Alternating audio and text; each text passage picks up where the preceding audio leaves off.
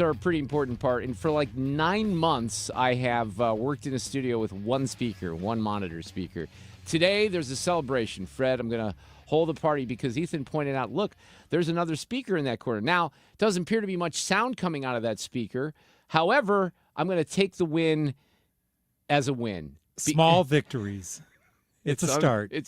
Now, look, let me. I'm not picking on anyone here. We got like engineers that work their ass off here in this building. The problem is that they're up against it. It's not like I'm not blaming the people that we work with here in the building because they're probably, arguably, more frustrated than we are because they have to fill out the paperwork and stuff like that. And, I mean, you would think it wouldn't be that tough, but it was. And I'm going to look at that speaker. It's just beautiful. It's nice and shiny. There's a, yeah, right, Ethan? It's kind of a shiny one, right? Of course, it doesn't match up with the other one at all. It'll probably sound different. Well, maybe they'll fix that one, like in 9 months. Nah, why would we want to do that? So I just sent you, Ethan Hannaford, an email that said Kamala, Australia, because just as Fox was wrapping up their 2 o'clock show and Will Kane was getting to start over, they started playing sound bites from Kamala on her book tour in Australia. And Fred, have you heard any of these yet? No. She actually, I swear to God, like at a certain point, don't you just have to be a little honest on the topic of Joe Biden? Because this interviewer presses her on whether or not, had Joe Biden stayed in the race and won, whether he was capable of fulfilling the next 4 years and if he would have the energy to do so. And she said, oh, yeah, he is fine. I mean, how could you, at this point in this conversation for the last 16 months, ever since that first debate, well, let's face it, it goes back 5 years. Let's just be honest. Most of us were talking about some of this stuff 4.5, 5 years ago, but I thought that was something else. And she got pressed a little bit, too, by the Aussie journalist, which I thought was interesting in and of itself. And I have an example of that with an American journalist here this afternoon where I'm quite shocked. Sue, you okay? Everything good? Yeah, thanks for asking. Wasn't quite sure if you're going to be here today. Well, you weren't here at the beginning, so I didn't know. I asked the question. I said, will Sue be here? I forgot the stuff I had in my car, so I went back out to get it. They gave me a gift yesterday, and it's all full of stuff that's crunchy and chocolatey and sugar-filled, so I brought it to you. Because you were doing like an MC gig yesterday, right? Yeah, it was How did that go? It went really well, Good. And that was fine. But, I really like gifts, but I can't eat any of this, and you guys will eat it all. Don't you have to your agent needs to put something in the contract that says Sue loves gifts. She just does not eat sugar. Sue would like cash or anything else. No. You can't do I don't that? have to have cash, but, I think they think, well, we're not going to give her booze. Yeah. So then they go to this Right, is level right, B, which right. is very thoughtful. But I guess I got to go to level C, which is what? Vegetables? I mean, I'm just very uninteresting when it comes to gifts. Maybe a pizza or something like that. I like pizza. Some fish. A nice cauliflower crust. Some fish from Seattle. Fish is great. Fly it in. Yeah. So was this like were you doing a speaking thing or was it more like an MC? Just kind of MCing. Right. And okay. it's for people it's a nonprofit that helps people who are entrepreneurs try to start a business. How do you do it? Where do you get the money? How do you stick with it? How do you market it? And we had the guy who did Water Babies was on. He's from St. Louis, which is a huge doll. And he talked about the story of that. And then we have a panel of people and how they've been successful or just starting their business. It was nice. It's fun. I like that. I like that a lot. That's cool. Well, we missed you yesterday for sure. We had George Gray here. He did The Price is Wrong. You know what? I heard it on my way home, legendary. And it was awesome. Yeah, we had. Well, Ethan somehow pulls out the victory because of the last. You get the last question. Item. That's what I do. I win. Not seem very fair. The World Series game did not last until 3 in the morning. I guess it was 2 in the morning here. It was 3 in the morning on the East Coast the morning before. And the Blue Jays get back into this thing, Fred, last night. Yeah, it was a bit of a letdown, not because of who won, but because the excitement could not match from the previous night. But yeah, Shohei Ohtani gave up the 2-run homer. To Vladimir Guerrero yeah, Jr. That guy's a stud, isn't he? So now, look, I didn't watch as much the last couple of nights. I was more popping in and checking in on it. We were watching some. I can't even remember what I was watching last night, but I did watch some of it when it was 6-1. I'm like, okay, then we're done. Now, did the Blues lose again? Is that what happened last night? The Blues lost again. 5 straight losses now. And, Robert Thomas is still not back. Jake Neighbors is on the injured reserve, so he'll be out for at least 5 weeks. So it's definitely been a bumpy start to the year, 3-6-1 in their first 10. And real quick, I had a stat that I saw yesterday. Now, because the Blue Jays won yesterday's game, the series, regardless, will end in Toronto. This is the first time in baseball history that the season started outside of the U.S. because remember the Cubs and the Dodgers played in Tokyo. That's right. And it's the first time that in the same year that it will end outside of the U.S. because it'll end in Toronto. Kind of interesting. That's awesome, Ethan. Thanks for pointing out that we have no cultural relevance to Major League Baseball anymore. America's football pastime. is in Madrid this weekend, so we got nothing that we can call our own. I'll tell you that right now. You did remind. Oh, I want to go back to the Blues just real quick. Not a hockey expert, right? Follow kind of. I've made this clear passively. I haven't really watched much, but here's what I know. Robert Thomas is awesome. I do know that. Miss him. I do know that. Here's what I know. I know that when teams get off to bad starts like this, it doesn't matter how damn good the coach was the 2 years before or anything like that, they get axed, like right away. Oh, I see. So when's Jim Montgomery going to get fired? I'm not saying he should be fired, but you know what I mean. This happens. In fact, when I went to the MAC and they were doing the Jack Buck Awards, I can't remember the exact name of the event last year, but Hitch was there.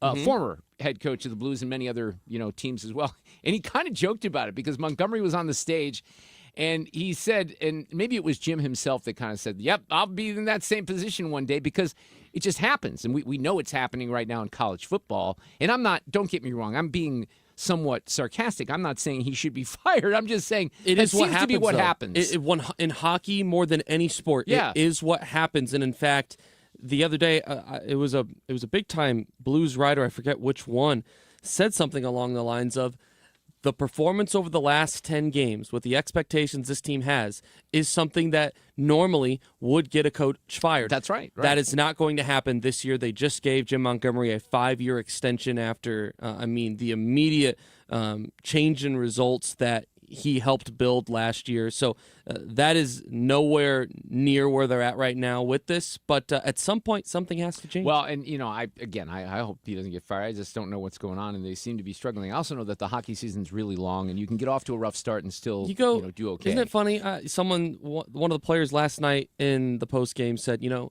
it's easier said than done, yes, but you go 6-3-1 over your next 10, which, this Blues team definitely has enough talent to do. And you're back to 500, and then all the panic's gone. And the Blues GM, Doug Armstrong, really wanted Montgomery as head coach, so he may, keep him longer. Oh, yeah. All right, well, we have a lot of stuff going on. I want to mention Sue was gone yesterday. I'm out the next couple of days. Tomorrow on Friday, we'll have Brad Young filling in tomorrow. Mike Elam will be here on Friday, and he'll host a roundtable. We have Scott Morefield coming up from Town Hall to talk some politics. And then there's interesting turnaround in the climate change alarmist world. Bill Gates, one of the chief climate alarmists, the doom and gloom guy, all of a sudden, I don't know what got into some of these people, Fred. I really don't. He's like, yeah, maybe we shouldn't have made all those predictions because they're not coming true. And we'll have Gregory Wrightstone, who is a great expert on this particular topic, coming up. We'll have Sue's News for a Wednesday afternoon. Alex Rich is here. He visits with us on Wednesdays. Duane Patterson with hotair.com. And then, you have a lot of the ICE situation is still in the news with some changes in the hierarchy. Tom Homan has made some comments on that. We love Chris Clem, who used to work, the first 100 days in the administration on some of these issues. He's a former Yuma sector border control chief agent, and we'll have him coming up a little bit later as well. But let me start with just a small example here of the media actually doing its job, and I'm rather surprised by this.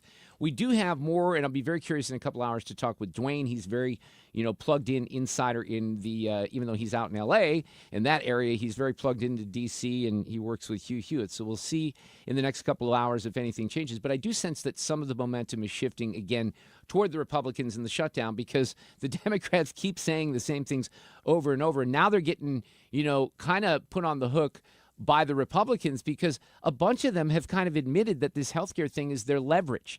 And then when they're asked about it, well, should you be using the American people and, all these SNAP benefits that are going to be taken away? Senator Hawley's been very vocal about that. There are going to be people that don't have their food stamps coming up this Saturday. Now, members of the House, the Republicans, we spoke with Bob Onder on Friday. Ann Wagner was on a couple of days ago. They are not in Washington, nor have they been there for 28 or 29 days, whatever the number is. Fred, do you know what the number is right now? Today is 29. There we go, 29 days. So we know that the SNAP program is going to stop. Here's the speaker. On Saturday, this gets very real. SNAP benefits will stop flowing to all those who need it. You're talking about tens of millions of Americans at risk of going hungry. if the Senate Democrats can continue this gambit. Instead of taking a simple vote to fund the government, which Senate Democrats have now had more than a dozen opportunities to do, Democrat attorneys general are suing the federal government to try to compel SNAP benefits to flow despite the government being closed and despite the fact that there is no money to do that. Yeah, so look, this gets, and I want to take a break because I don't want to dig into the time of Scott Morefield, but I do have a great interview. There's a woman by the name of Melanie Stansbury. She's a congresswoman from, I'll have to check. It's either New Mexico. Was it New Mexico? Yeah, New Mexico. Thank you, Ethan. But that's not important. What's important is that Jake Tapper interviewed her about the shutdown and about some of these things and backed her into a corner in a way that I was shocked that Jake Tapper even did. By the way, there's even more media changes. You know, have you seen the latest CBS stuff? No. I was just reminded of it as I was talking about Jake Tapper. So the big news from a couple of days ago is John Dickerson out at the end of the year. You know, a lot of this is because of Barry Weiss from the Free Press moving in. They're changing the Saturday morning show. They pretty much blew the Saturday morning show up. They're going to make it more like the weekday show, which I actually think is a little unfortunate because the two best shows, this is just my humble opinion, the two best shows that the news division at CBS puts on are both the Saturday morning show and the Sunday morning show. Which are softer. Yeah, they they are. And they do music, and they have good feature reporting. Yeah, it is good. And I think Saturday is actually pretty decent, too. And it doesn't have Gayle King annoying you like the rest of the week. So, but this is a resources thing. I mean, they're cutting back, I think they said like 100 staff positions. Some of these, I mean, we have like 50 or 60 that work on this show, so I can understand how. I feel like CBS Sunday Morning is run completely by drug ads. So as long as people are taking those. Well, look, Sue, you say that half jokingly, but so is the NFL and everything else. Really? The amount of pharmaceutical ads that are on are just incredible. I had this on my list for earlier this week, the Provincia ad with the turtles. Have you seen that one yet? Or Guardians with the dancers. Is that the dancing? A lot of dancing with the overweight people. Yeah. Besides one drug. I feel like it's more than one. But was it Jardians or what was the one I had you pull from the Turtles? I'm watching with my daughter. I'm watching either the World Series or NFL the other day, and there's this commercial that comes on, and it's got all these big turtles that are kind of walking around slow and doing their thing, and I'm not really paying attention because they went to the break, and then I realized that both my daughter and I are like completely entranced by this. We can't take our eyes off the turtles. Of dancing turtles. Yeah, because it was so weird. It was like really creepy. What was the ad, Ethan? I meant to bring this up on let Monday. Me Google it. Dancing He's turtles. got it. No, it's like Jardians. Okay, so this is what this isn't going to give you the visual. Yeah, they're just moping along the turtles. Slow? Yeah, I know a thing or two about that. That's the turtle. Slow is good when it comes to a progressive disease like CKD. Jardians is a once-daily pill proven to slow the progression of CKD. I don't even know what that is. All I know is I saw a bunch of giant turtles. And I thought to myself, this is like, is this sort of trying to get kids' attention? Because I'm telling you, my daughter could not take her eyes off it. So maybe. I don't know. That's weird. Scott Morefield, coming up. Traffic from the 97.1 FM Talk Traffic Center. You know, the roads are drying off fairly nicely, and we've got an accident eastbound 6440 past Mason that you can't blame really on dampness, but we've got the two right lanes blocked as you head in that direction, and we've got a jam behind it. Now, westbound traffic isn't bad yet. Moderate volume Hampton out through McCausland. 70 westbound out of downtown isn't bad. And 55 is jammed. I just drove by that. It's the usual volume. It's really heavy and slow southbound, headed down toward Virginia and Bates, and then things open up.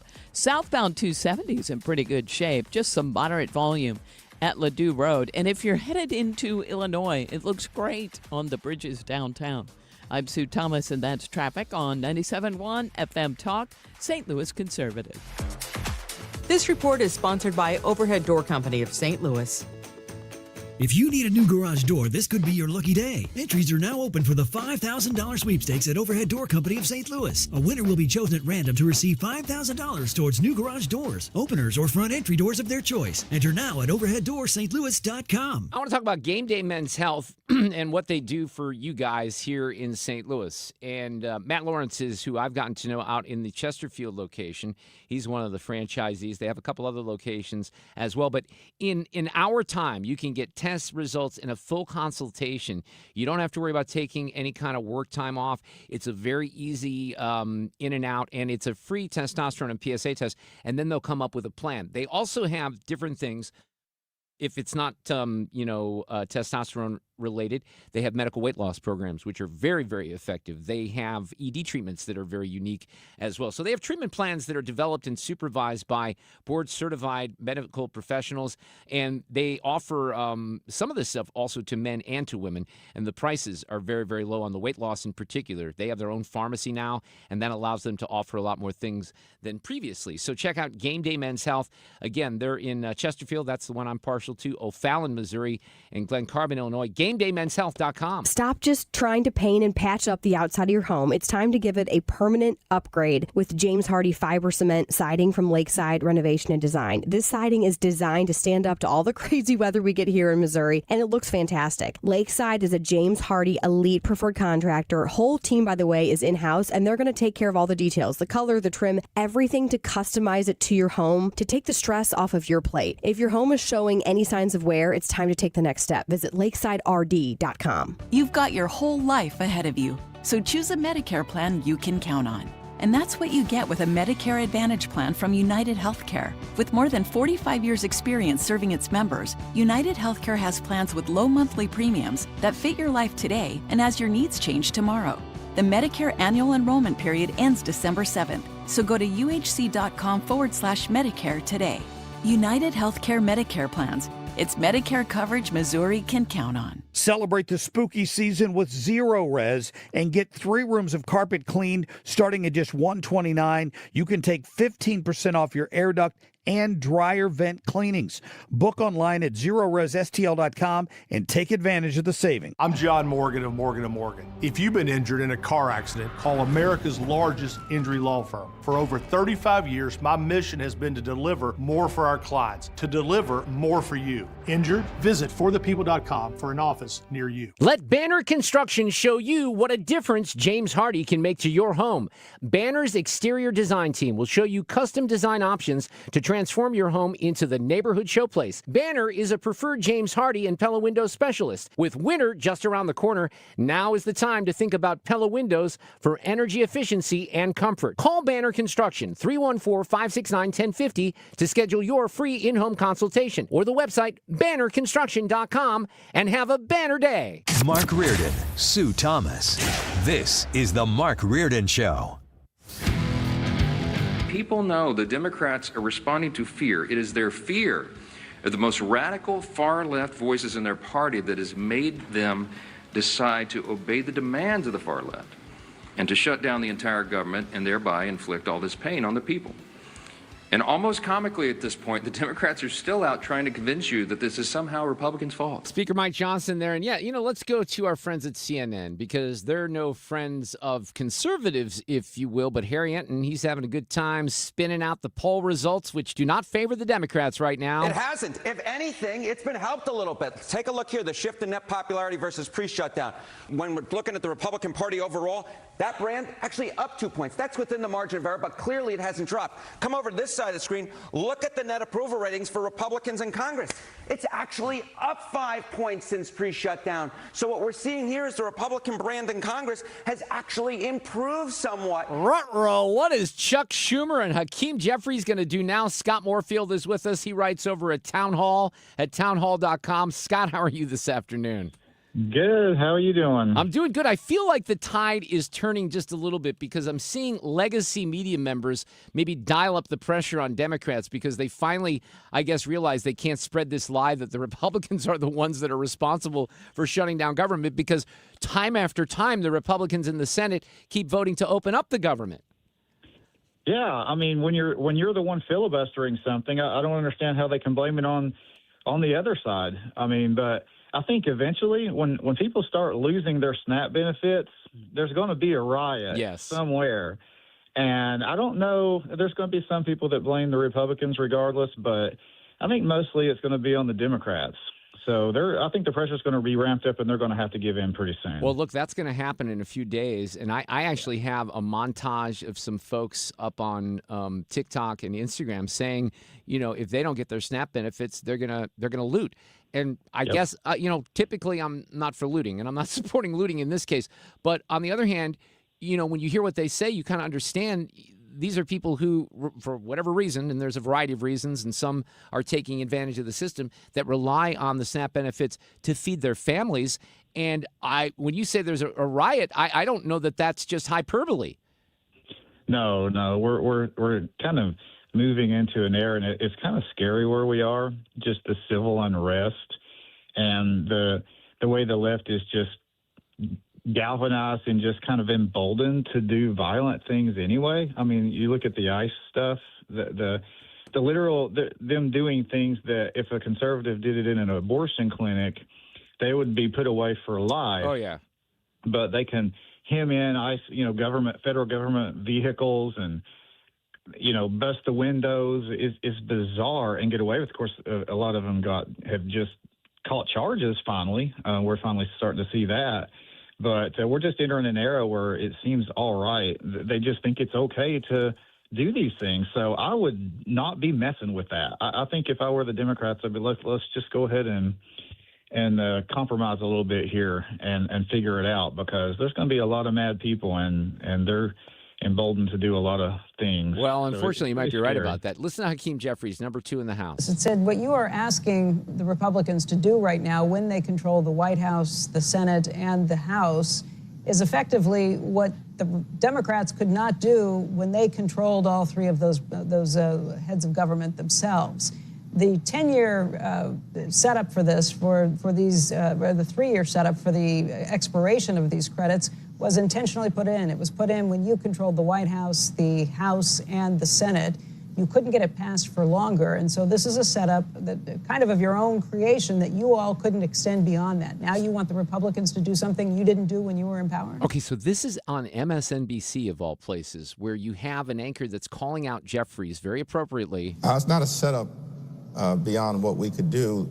We extended the Affordable Care Act tax credits in 2022 for 3 years.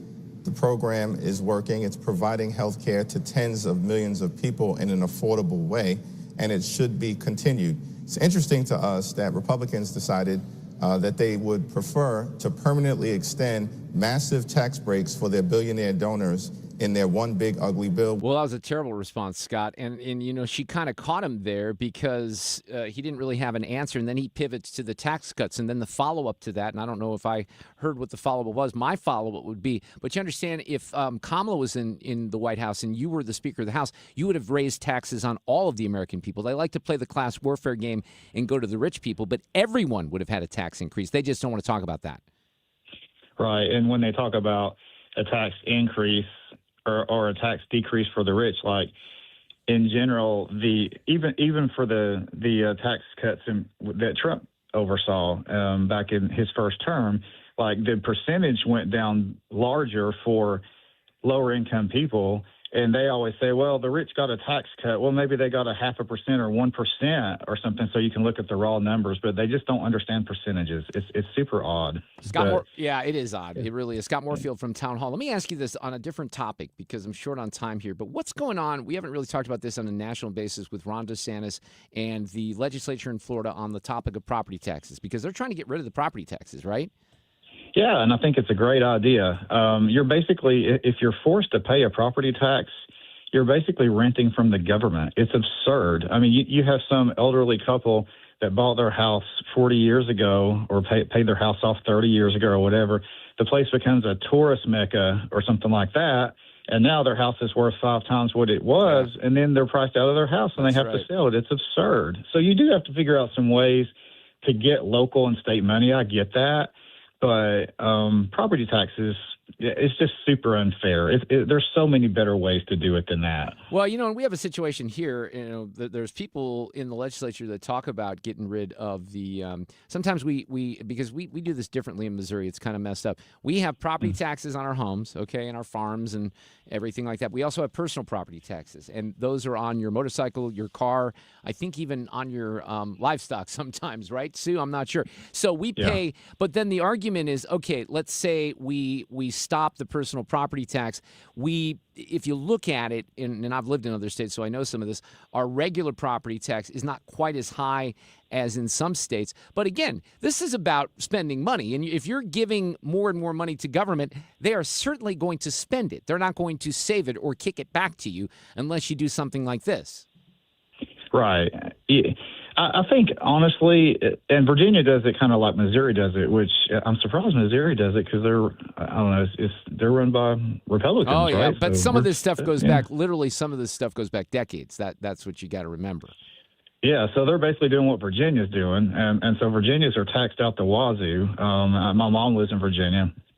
I mean, it's right on the border of Tennessee, so you can kind of see the difference. They're paying taxes on their income. And then their property and every coming and sales going. Tax. And our sales tax is pretty high here, too. Yeah, and Virginia has a sales tax also. I mean, Tennessee's is higher because we don't have an income tax or a property tax. But guess what? We also have a balanced budget, so it can be done. You just have to exercise a little bit of fiscal restraint.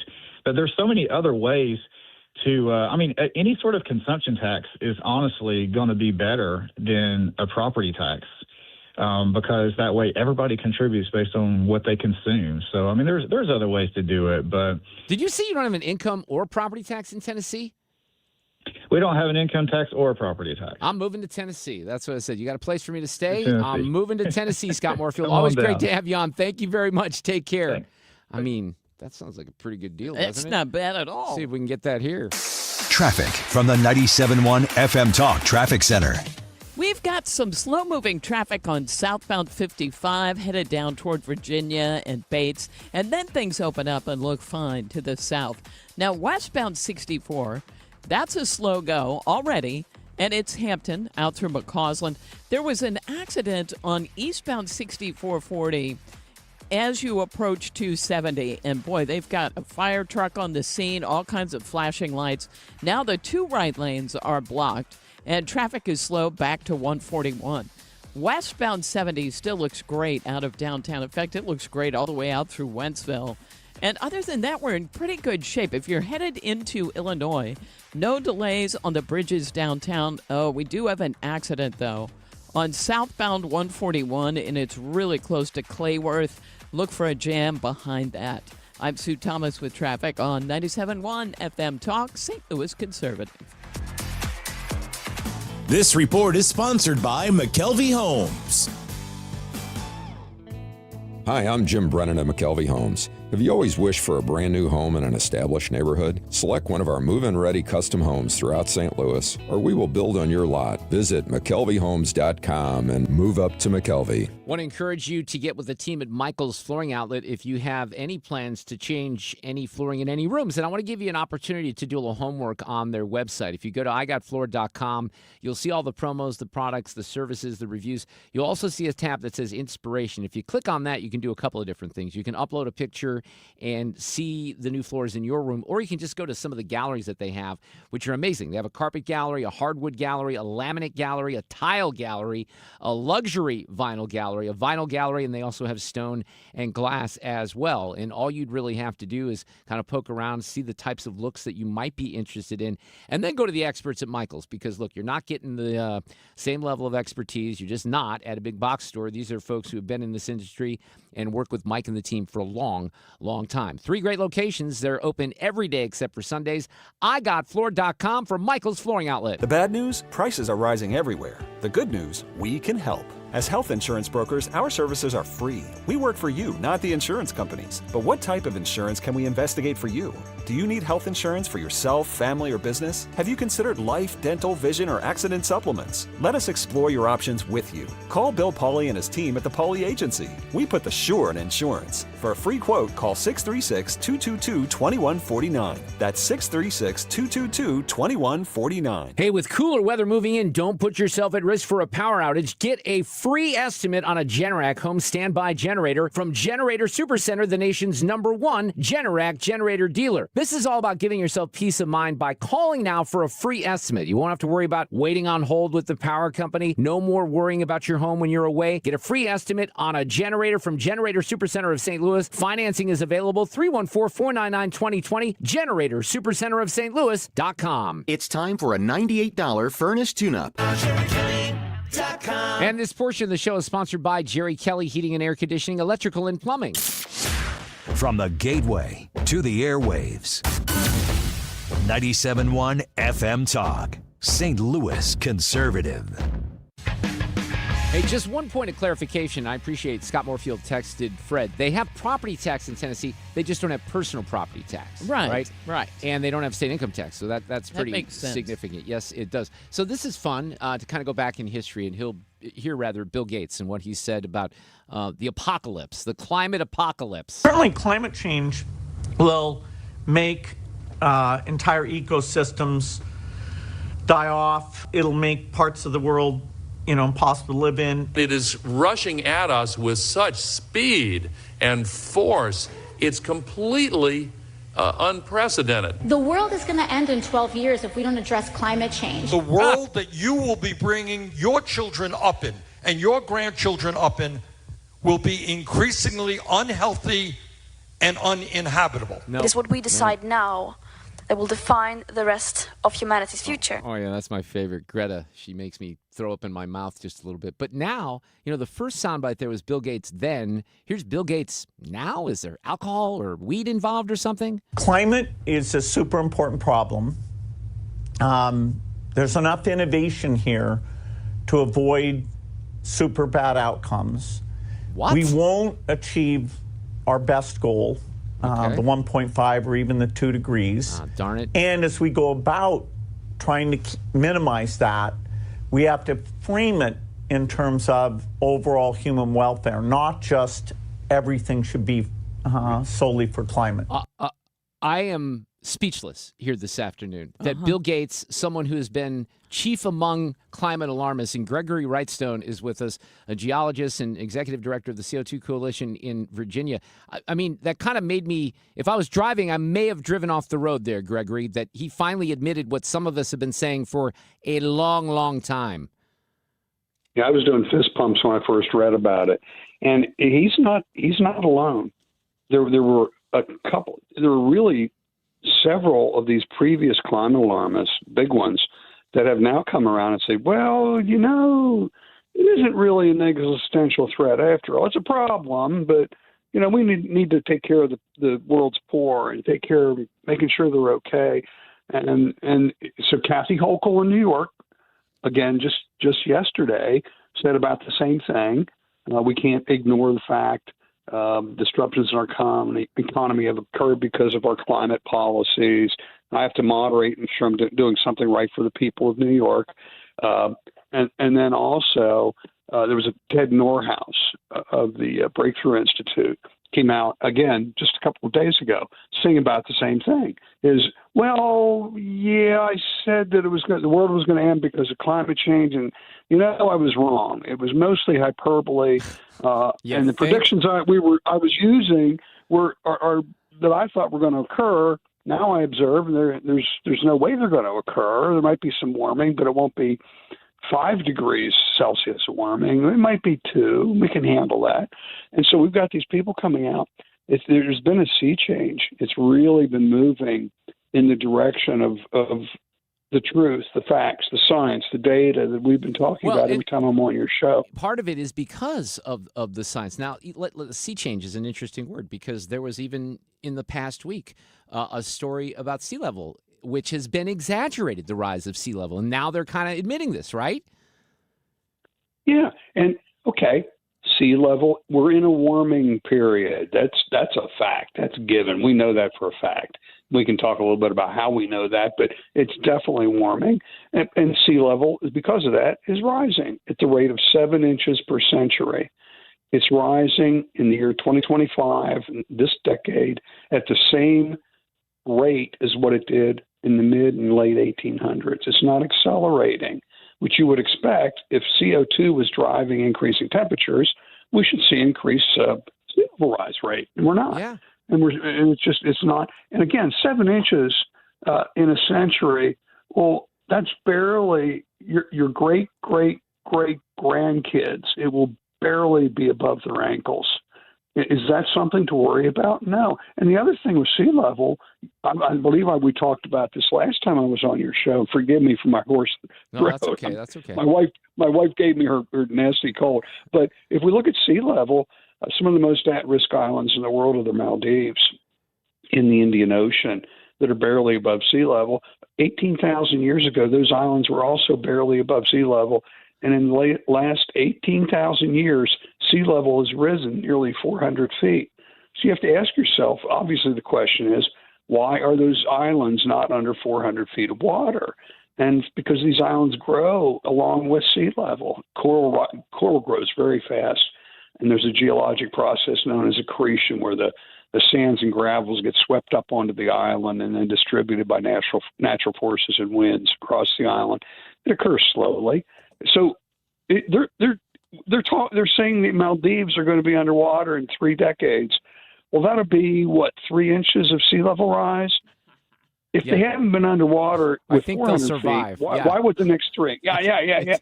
It's unbelievable. Gregory Wrightstone is with us. He's a geologist, executive director of the CO2 Coalition. Let me address one issue that is really, I think this is important. And I feel like for 2 decades, I've been one of the few people that have ever brought this up consistently in my climate change interviews, either with you, Dr. Roy Spencer has become a friend, Dr. Anthony Lupo, who is a climatologist at the University of Missouri. And I think this was illustrated by Bill Gates. What about all the people on the planet that the left in particular is supposed to have open, warm hearts for, feed them, make sure that they can survive, who do not have access to water, to electricity, to some of the things that we're all spoiled for? But these are the people, the climate alarmists, that want everyone to live in basically a shack in order to solve the world's problems, which wouldn't be solved anyway, we now know, and Bill Gates is admitting it. So let's, as someone who is not a denier myself, I don't think you are either, someone who acknowledges that the climate is shifting and changing, let's focus on what we can do to adjust and to, make changes to whatever we do in the future. I'm kind of drawing a blank on the word here that I'm looking for, but that, you know what I mean. Yeah, and there's a direct correlation between energy consumption and prosperity and GDP, gross domestic product. The more energy you consume, the better off you are financially. Right. And the worst, and what they're doing, these climate alarmists, up until hopefully he has had a true conversion, Bill Gates and the others, they had been proposing to completely cancel out, it's basically the global south, the developing world of sub-Saharan Africa, Asia, Southeast Asia, India, Vietnam, and the others. They want to prohibit them from developing their domestic energy reserves of oil and natural gas and coal. They want to prevent that. And what they're doing is destining these billions of people, and they are billions of people living in energy poverty. They're destining them to continue generational poverty. That's awful. That's awful. It's awful. Yeah. It's just hair. And what do we want to do to lift these people up out of generational poverty? Provide them affordable, abundant, reliable energy.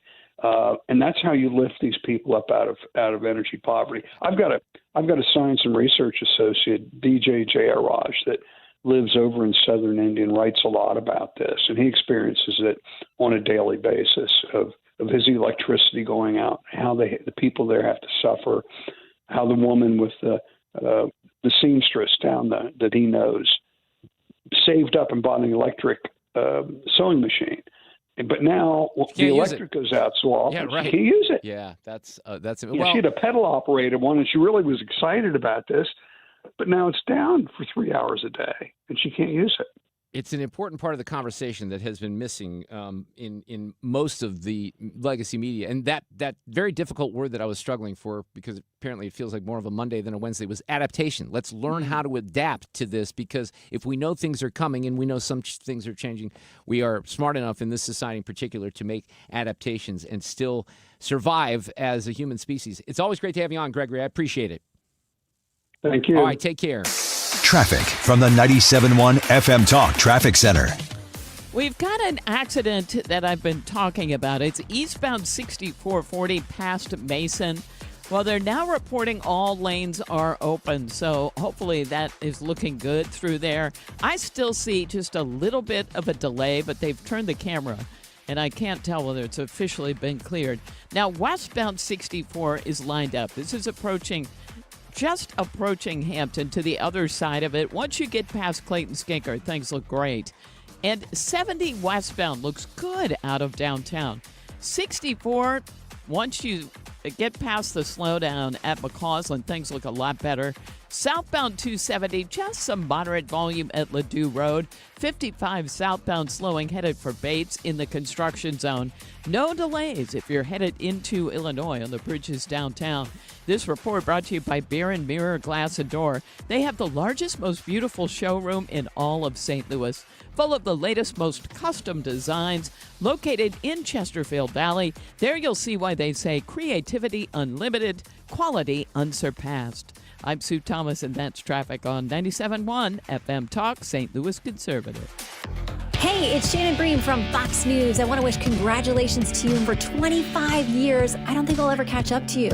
I mean, in greatness or in number of years, I wish you at least 25 more. It is my pleasure to visit with you each week, and I wish you all the best. We've been here 30 years. 30 Christmases in this house, and we have the traditions that most families have. That's Terry talking about her experience with Rhino Shield ceramic coating. We did Rhino Shield 14 years ago, and the house still looks the same as the first day. Rhino Shield really worked with me to help me get just the right nice soft yellow, and it's 14 years later, and it's the same color. The main reason Terry called Rhino Shield is because it's backed by its 25-year transferable warranty. It just sounded wonderful that we could have the house coated with Rhino Shield and not have to worry about it again for 25 years. Take it from Terry. Give Rhino Shield a call now for a free evaluation. 877-25-RHINO. 877-25-RHINO. Or visit 877-25rhino.com. There have been neighbors that have come by and said, "Did you just have your house painted?" Because they wanted to know who the contractor was. And I said, "No, it's actually Rhino Shield." 877-25rhino.com. If you're considering an annuity as part of your retirement plan, we need to talk. Hi, I'm Bob Stockdale, Senior Vice President Investments with the ClearPath Wealth Management Group at Stifel, and host of On the Money, Saturday mornings at 11 on 97.1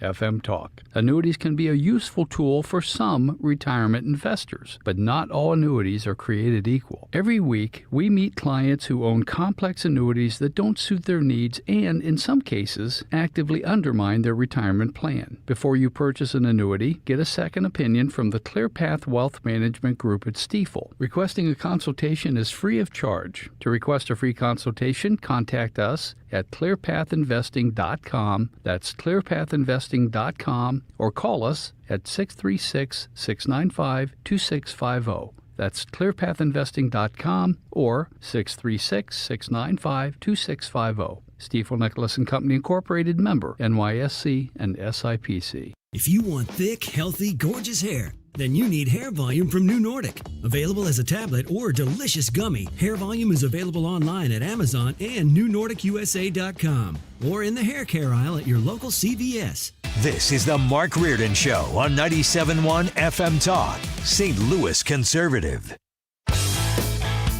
So I used to have, when I worked on the other side of the building on the KMOX side, I worked there from 2006 until 2021. I had good friendships. I don't want to mislead anyone there with coworkers, but we did get pretty passionate about some issues. And in my office, I shared my office with one of the executive producers from KMOX. We'll keep names out of it at this point. It was a friend of mine anyway, but I'll just keep names out of it. But we would get along on a lot of things, but on the climate change thing, he'd pop off, and then I'd say, you guys are nuts on this stuff. I mean, stop it. Because to me, it never made sense, all the doom and gloom, mainly because ever since the doom and gloom has been predicted, we have not had doom or gloom. That's so true. for Bill Gates to come out and look, this is crazy. And this is an important story that will not get covered by most of the legacy media.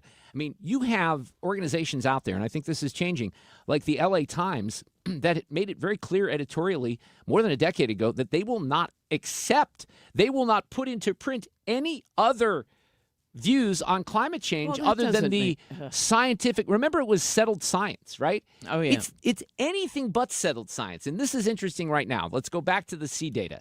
So this is a report that was in a Substack, and I'll get back to what Mike Schellenberger said about this, who's been very active as well. But this is on a guy, Dr. Matthew Wielicki from Irrational Fear Substack. He goes, if you followed the climate conversation for any length of time, and we all have, right, you've seen this same drumbeat over and over. Satellite data shows a shocking acceleration in sea level rise, which validates climate projections and proves that human activity is driving global change. You've seen headlines like satellite data reveals shocking acceleration in sea level rise, and global sea levels are rising faster and faster. Now, to make it clear on one point that I've made over the, maybe even over the decades, in my mind, if we lose California and Nevada becomes oceanfront property, I think that's a win in our current political condition, but we can talk more about that later. But what the doctor says here is something crucial has been missing from the coverage of all this. Tide gauges are the instruments bolted to coasts that measure the water where people actually live. They're the oldest and most direct record of local sea level.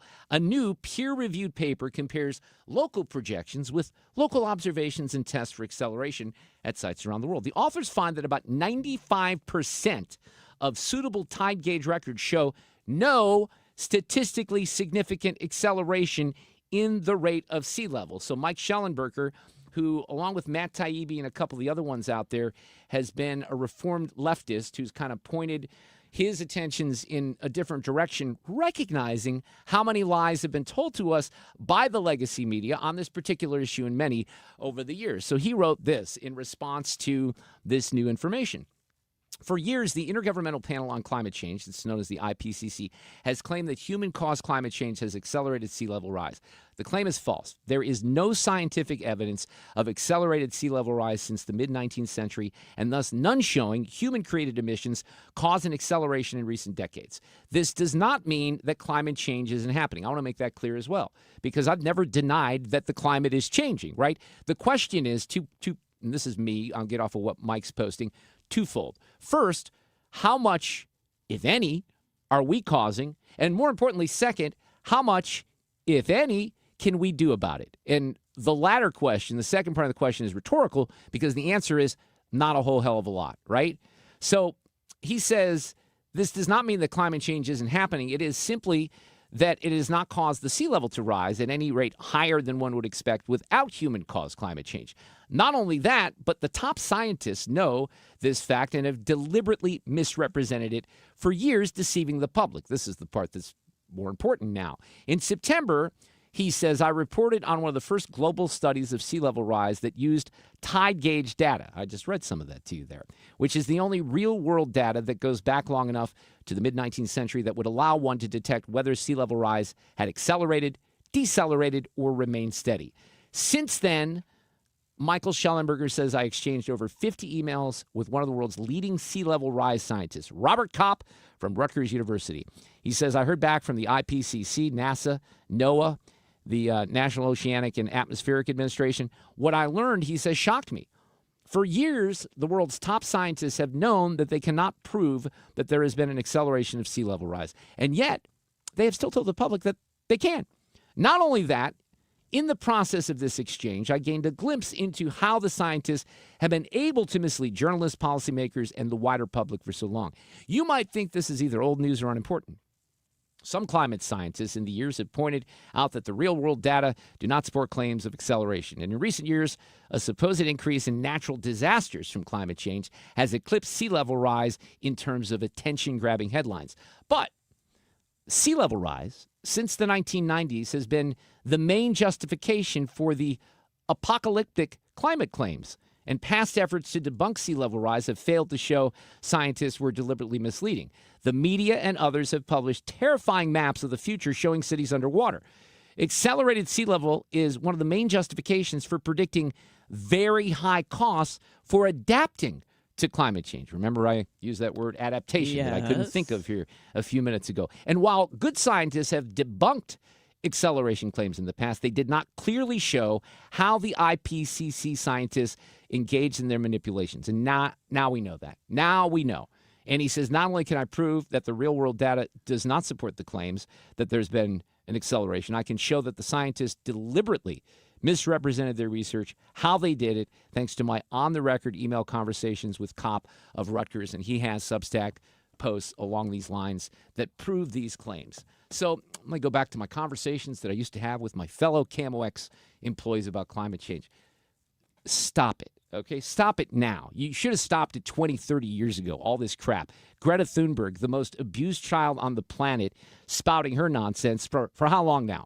I'd say about 12 years, right? I'd say about the same amount of time that we weren't even supposed to exist on the planet, according to idiots like Bill Gates and others. And now he says this. Listen to what he said about the Paris Climate Accord. And I wonder now, when you look back, do you say to yourself that the Paris Climate Accord and its goals were misplaced? No, not at all.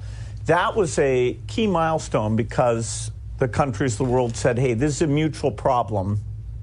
The temperature rise, the entire world will experience a temperature rise from the emissions from all these countries. Mm-hmm. So getting countries to commit was very, very important. The one thing about that accord that turned out not to be realistic was the ambitious goal of staying to 1.5 degrees. We won't be able to do that. Okay, what did I just say? Remember what I said a couple of minutes ago? This is a two-part thing. Are we causing this, and how much are we causing it, if any? The second part, what can we do about it? Bill Gates just admitted, not a whole hell of a lot. Shut the F up, you climate change alarmists. Traffic from the 97.1 FM Talk Traffic Center. Leaving downtown, westbound 70 still looks great. In fact, no problems all the way out through Forestell. 64 has some slowdowns, and this is Kings Highway out through McCausland. And then a little bit, too, as you approach 270. But then it opens up. Still some moderate volume eastbound at 270 due to an earlier accident. Moderate volume on southbound 270, south of Olive through Manchester. Southbound 55, slowing headed down toward Bates in the construction zone. No delays, though, headed into Illinois at this hour. We look good on the bridges downtown. This report brought to you by Aspen Contracting. Is your home's side cracked, faded, or storm damaged? Aspen Contracting has the materials, manpower, and project managers to get the job done fast. Don't let your home become an eyesore. Call Aspen today for your free siding inspection. 636-465-1696. I'm Sue Thomas, and that's traffic on 97.1 FM Talk, St. Louis Conservative. All right, let's start a little underdog fantasy as we get closer to the weekend. We have tomorrow night NFL game. Today is Wednesday, right? So, yes, tomorrow night with the Baltimore Ravens and Miami. So if you're on underdog, which you can play and win money with in Missouri, you can look at that game and say, hey, will Derrick Henry have a big night? 90-plus rushing yards or fewer than 90-plus rushing yards. You can do the same for receiver Jalen Waddle, who's on my fantasy team. So the point is, playing on underdog is easy. You choose whether your players will go higher or lower on stats, like rushing yards, receptions, touchdowns, and more. In basketball, it's assists and rebounds and baskets. You kind of get the point. And if you download the app today and you sign up with the promo code MarkR, that gets you $100 in bonus funds or entries when you play your first $5. Again, the promo code is MarkR. It's a ton of fun. You can play with as little as $1. You can mix and match across several sports. You don't just have to pick football or baseball, because that's still going on right now. Underdog. Make plays, win money today. Underdog Fantasy. Must be 18 plus and present in Missouri. Terms apply. See assets.underdogfantasy.com/web/playing. Get terms _DFS_.html for details. Concerned with your play, call 800-GAMBLER or visit ncpgambling.org. Hi, it's Mark Cox. When I endorse a product or service on the radio, I take it seriously. I do my research. I did the same when I first met Gloria Lou with Your Home Sold Guaranteed Realty over 5 years ago. Gloria is here in studio today, and I'll ask the same question I asked you when we first met and before you helped me sell my home. Gloria, Gloria, tell us, what sets you apart from other agents? Well, number one is my guaranteed offers. I'm so confident that I'll sell your home at 100% of market value, or I'll pay the difference. Number two is I already have the buyers, so your home may already be sold. I literally have thousands of buyers in my Buyers in Waiting program. This is how I'm able to create higher demand, more offers, and that means more money in your pocket. Friends, get to know Gloria Lou like I have. Upfront written guarantees with the least hassle. Call Gloria Lou right now at 314-325-6888. That's 314-325-6888, or visit GloriaHasTheBuyers.com. Gloria and seller must agree on price and possession date. You're listening to Leaf Filter Radio, and the guru of gutter protection himself, Chris Coonahan, is here to take your most pressing leaf-related questions. Hey, everybody, Chris here. I understand we have Ron on the line. Ron, where are you calling from? Uh-oh. Ron, are you calling from a ladder? Well, I was. I wanted to ask Chris what I need to do to get my gutters ready to have leaf filter installed. Oh, Ron, you don't have to do anything. A Leaf Filter Trusted Pro will come out and clean out your gutters, realign and seal your gutters, and install Leaf Filter, America's #1 gutter protection system. So I didn't need to get on this ladder? Ron, Leaf Filter Trusted Pros are in your neighborhood and ready to help. Just visit leaffilter.com/radio to schedule your free gutter inspection and get up to 30% off. Thank goodness.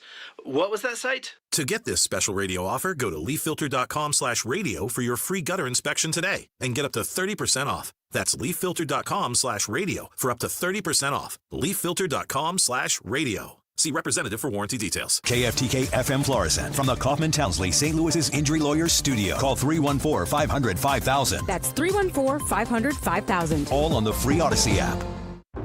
The fighting spirit of the Marine Corps is born of battles won. Battles won within, over enemies of fear, enemies of doubt. It's who we are. It's what we do. It's a promise made to you for more than 2 centuries. A promise of the Marines.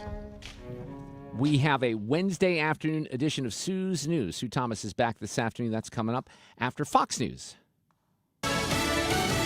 Each side says the other needs to act. Lisa Brady, Fox News, on day 29 of the government shutdown. All of this pain that's being visited upon the American people by Donald Trump and Republican policies needs to end. House Minority Leader Hakeem Jeffries says Democrats stand ready to negotiate, with SNAP benefits set to be suspended Saturday. But Oklahoma Republican Senator Markwayne Mullin says Democrats keep blocking a stopgap bill in the Senate. This is all about a leverage point for political purposes, and that's really hard to negotiate on. The only thing we're asking them to do is reopen the government. There are some bipartisan meetings happening. You know, I think that most Democrats and Republicans want to open the government, and I actually think that most Democrats and a lot of Republicans want to do something about the affordability of health care.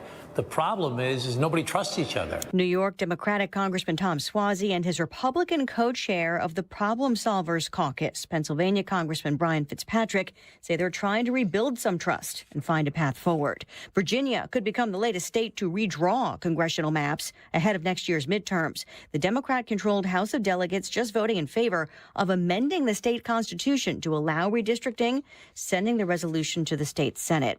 Hurricane Melissa now blamed for at least 4 deaths in Jamaica and more than 20 in Haiti, continuing a trail of destruction today across Cuba. The next stop for Hurricane Melissa is here on the island of Bermuda. It is going to be racing this way on Thursday and Thursday night. The forward speed will increase to about 40 miles an hour as it moves northeast towards us. Expected to pass to the west or to the left of the island, so we get a brush from the hurricane, at that point likely to be a Category 1. Fox Weather's Mike Seidel. The storm hit Jamaica yesterday as a Category 5 hurricane. In addition to the deaths, 13 people in Haiti are listed as missing. America is listening to Fox News.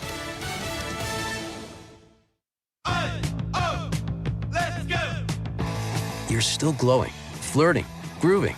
You still got it. But your immune system weakens as you age, making it harder to fight flu, pneumococcal pneumonia, RSV, and COVID-19. Vaccines are a key part of any health routine and help strengthen your immune response. Ask your doctor or pharmacist which vaccines you need. Schedule in minutes at vaxassist.com. Sponsored by Pfizer. eBay has reinvented vehicle buying. From click to curb, everything's covered. Ever try to buy a car online and end up in a parking lot with a stranger and some blind trust? That era is over.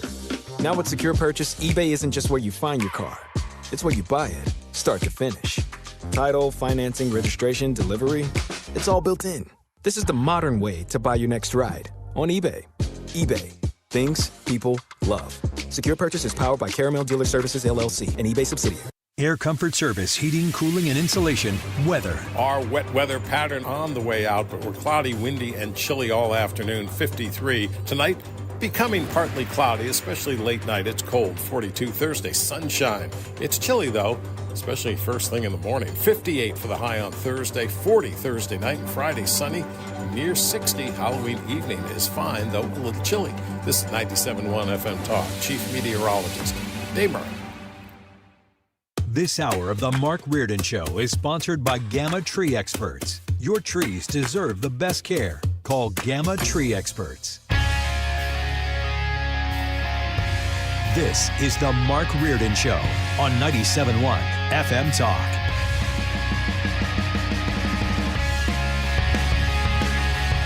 Yeah, we complained and bitched about having rain for weeks, if not months, and now it's like, okay, enough already. We don't need any more, right? That's pretty much it. I mean, Dave Murray told us, was I imagining this? He said, after the next couple of days, right now, we'll be totally up to speed on the normal rainfall for the year, right? Yeah, he said that. Yep. That's all crazy. those weeks of desert. And then we just get a couple days of rain. But and it is kind of nuts because, and it has been raining a lot and we've needed it.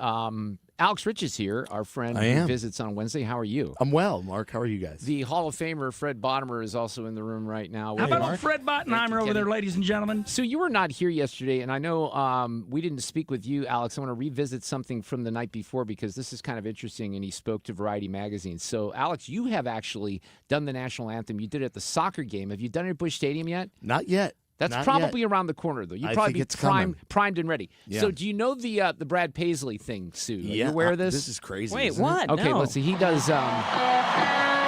He's such a great guitar player. And it's so funny. If you watch the Glenn Campbell documentary, he's featured in that. Man, he really drew a lot of inspiration from him. Can you see? So he does a great anthem, right? Great anthem. Unlike the Canadian dude who did "Oh Canada," which wasn't very good. Did you hear that, Alex? I heard he changed some words. Yes, he got all woke. What was Okay, you're not allowed to do that. But let's focus on America. All we right. don't care about Canada right now. So, Sue, listen to this. Brad Paisley has officially sung the national anthem for World Series Game 2 in 2017, which went 11 innings. World Series Game 3 in 2018, which went 18 innings. World Series Game 1 in 2024, which went 10 innings. And World Series Game 3 2 nights ago, which went 18 innings. Okay, that is a little weird. Isn't it weird? So Variety, one of the trade publications in Hollywood, did this story. I think a couple other folks, wrote about this yesterday. And he says, I would like to be called Mr. More Baseball. If you'd like more baseball, I'm your guy. And then they kind of, in this story, they kind of go back to the fact that he's done this before and it has gone into, extra innings. And he even said that he goes, I'm available for football. I'd like to see that go into more quarters as well. But here's what's funny. I don't know that anyone dug up the audio of this, Fred, but before the game, they were doing the pregame on the MLB network. And he was asked, jokingly, if he could foresee something similar like what happened in 2018. And he kind of brushed it off. He goes, it's statistically impossible. I don't understand. I was like, I just want to get the words right. I had no idea that there would be a major cosmic ramifications because when he was asked about it before the show, he was joking. And then there's something else here. His birthday is Tuesday or was Tuesday, right? So he says this. Here's the fun fact. On the East Coast, they won this on my birthday. They almost won it on my birthday on the West Coast. If they win tonight, I get 2 wins on my birthday. Wouldn't that be nice? And he didn't get that. He goes, that's all I want. I can't think of anything stranger, first of all, than the Dodgers winning 2 on his big day without there being a doubleheader. But that would have been weird. But no, they did not win last night because Toronto won. But isn't that crazy? Yeah, that is weird. One of the quotes. Something about the way he does it, I guess, just draws out the night. It's just a coincidence, but I mean, isn't it? It's bizarre that the two. I would, I'm a wager every once in a while. You probably think statistically, what would be the possibility of that happening again once, as he indicated. Yeah. But if it would ever happen again, that would be astronomical odds for something like that. You know, I hate to admit this, but, well, I'll tell you, because I did play the Blues game last night, not the anthem, but I did. Out in the our band concourse? did perform in the concourse, and I would have to really think back to the last time that we were there that the Blues won. Yeah, it's not good. We've Yeah. lost 5 in a row. Mm-hmm. Unfortunately. But I don't think that has anything to do With you? with the band that plays when they happen to lose. Can you Yeah. kind of feel the atmosphere, though, when You can. things aren't going well? You really can. Yeah, it's quite defeating. I think people mostly headed out like the very beginning of the third period last night. It was just Oh. not. Yeah, it's just not a good game for people to stick around. What were you watching last night, Fred? Were you doing baseball Oh, or I did hockey or baseball. both? Just Yeah. baseball. Did you watch the whole game again? Yeah. Man, he was up. Alex, how much did you watch the other night? Were you up till 2 in the morning? I wasn't, but I was. I did stay up for the duration of the what was it? The Mariners, the one before that. Yeah. You know, in the ALCS. Yeah, I just had not been paying that close attention, but now we're getting down to it's 2-2. I right? do think it's awesome about So we know Clayton it's gonna go- Kershaw coming Yeah, in that and was just. fun. Did you saw that? No, I don't know part? if I did. What? He came in at a big moment. I think. Oh, in they the had extra inning game. Bases Yeah. loaded, 2 outs, and he came in and needed to get One batter. one batter out, and he came in and did it. And they say like, okay, that could maybe be Clayton Kershaw's last appearance at Dodger Stadium. I'm guessing it was. And he probably. never really had much luck against the Cardinals. He didn't. No. Isn't that crazy? Playoffs. But what a legend. Unbelievable. Mhm. All right, so I want to just, on a serious note here, before we get to Sue's News, play these because we referenced this in the first hour. These SNAP benefits, Senator Hawley has been very vocal about this because of the government shutdown. They kind of go away unless they're able to do something stopgap before Saturday. So now you have this trend occurring on the social media platforms, in particular TikTok, where people are saying, we're going to go out and loot, and they're advising folks to loot. Now, ordinarily, and I'm not suggesting that people loot, this would be, I think there is a difference when you're trying to feed your family and get food. I don't want to be misunderstood here. I'm not suggesting people should loot. What I'm saying is that if you put yourself in the minds of someone who depends on these benefits and cannot feed the family, you might expect that you would hear something like this. Now I'm so sick of you hoes that don't get food stamps to the state y'all motherfucking opinion about us getting mad about these food stamps. So let me tell you all something. Food is too motherfucking high. For y'all to be bragging about, oh, I never got food stamps, so I never gave want food stamps though. You wish you can get food stamps though. Because at the end of the day, the food stamps that we get, that shit don't even be enough, but it's a blessing. Like, people really out here need food stamps. Obviously, she's a little hard to, understand, but I think she's trying to say, most of you have never had to deal with a situation like this, and if this goes away, I'm not going to be able to eat. I'm literally not asking for help. I'm literally not asking for a job. I just want my benefits back. I don't feel the need to pay for food. I have food stamps since 2016. Yes, taxpayers. So, you trying to take it away now? I don't think so. Yeah, so that's the flip side. Okay, the flip side is what she represents, which is I don't feel like I need to work. This is where it gets tricky with the Democrats and the Republicans and what they're trying to achieve here, because sometimes we've heard this in the Medicaid argument over the summer. This is about work requirements, right, and making sure that people are doing their part if they're going to get these benefits. There is, obviously an entitlement aspect to this, because she says, I've been getting this for all these years. You're going to take these away from me right now? No way. So this person says, let's just all go to Walmart and loot. I say everybody's just ramshack Walmart at one time. If we all go at 10:30, because they close at 11 o'clock, they're not 24 hours no more. If we all go at 10:30, 30 minutes before close, they'll be winding down. Motherfuckers be ready to get off. They ain't going to want to chase after no motherfuckers. Especially if it's some food. So if this is a trend that's taking off on, Instagram and on TikTok, I would argue that even if they somehow miraculously pass something where these benefits are not going to be taken away, I'm thinking by Friday night you're going to have people looting Walmarts. Here's another one. Little do the government know, we about to have a motherfucking purge about our motherfucking food stamps.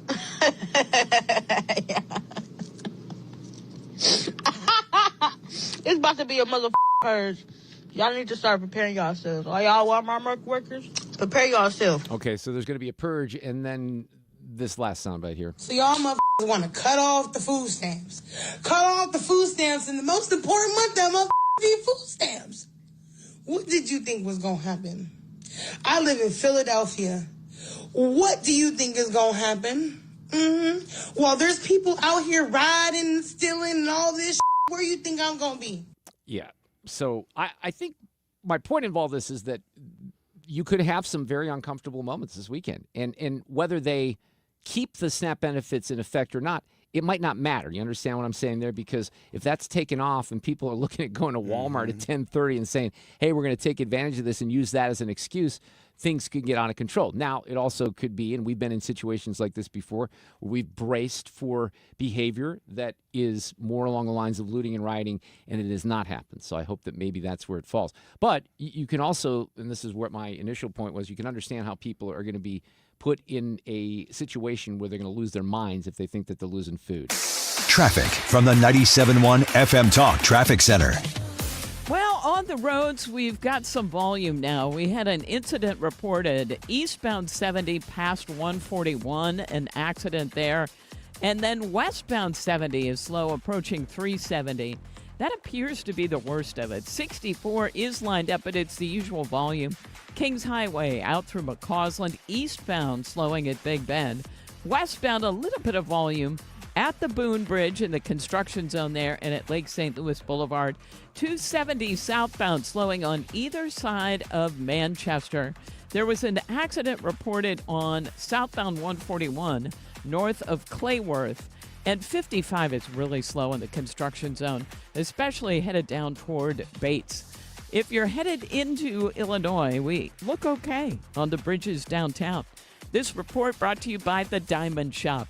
The Diamond Shop, they are awesome, making St. Louis sparkle for over 100 years.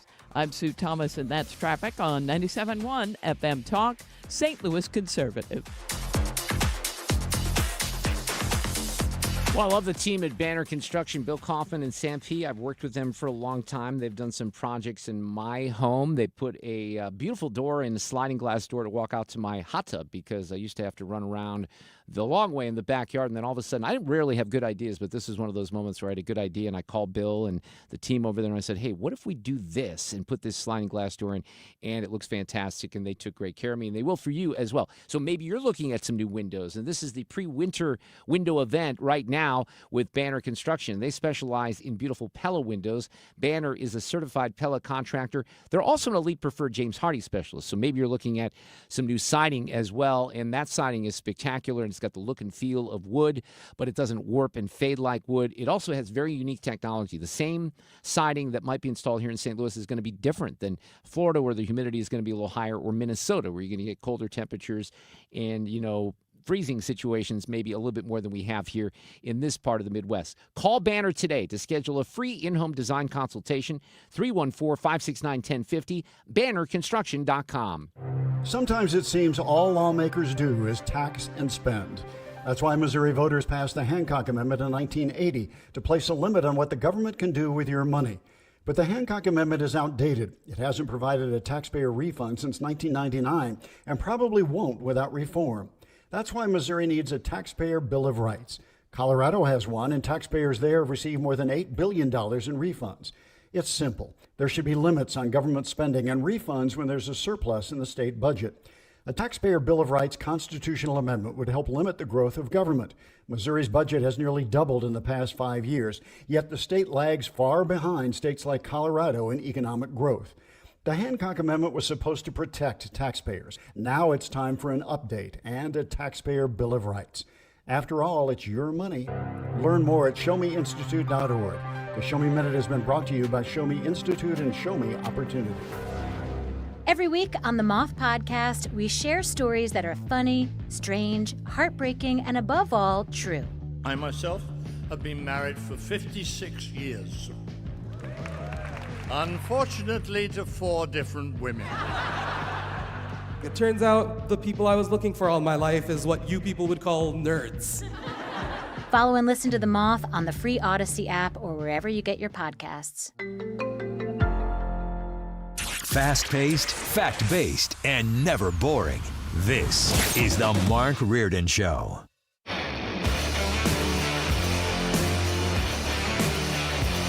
Not to rub it in or anything with the crew here in the room, but I'm off the next 2 days, so and enjoy my Halloween. Well, you haven't. You know I me. thought I they told you weren't off. allowed any more days off. Wait, what's that? Oh, I know there is that. Yeah, since I took pretty much the whole summer off. Yeah. It's all right.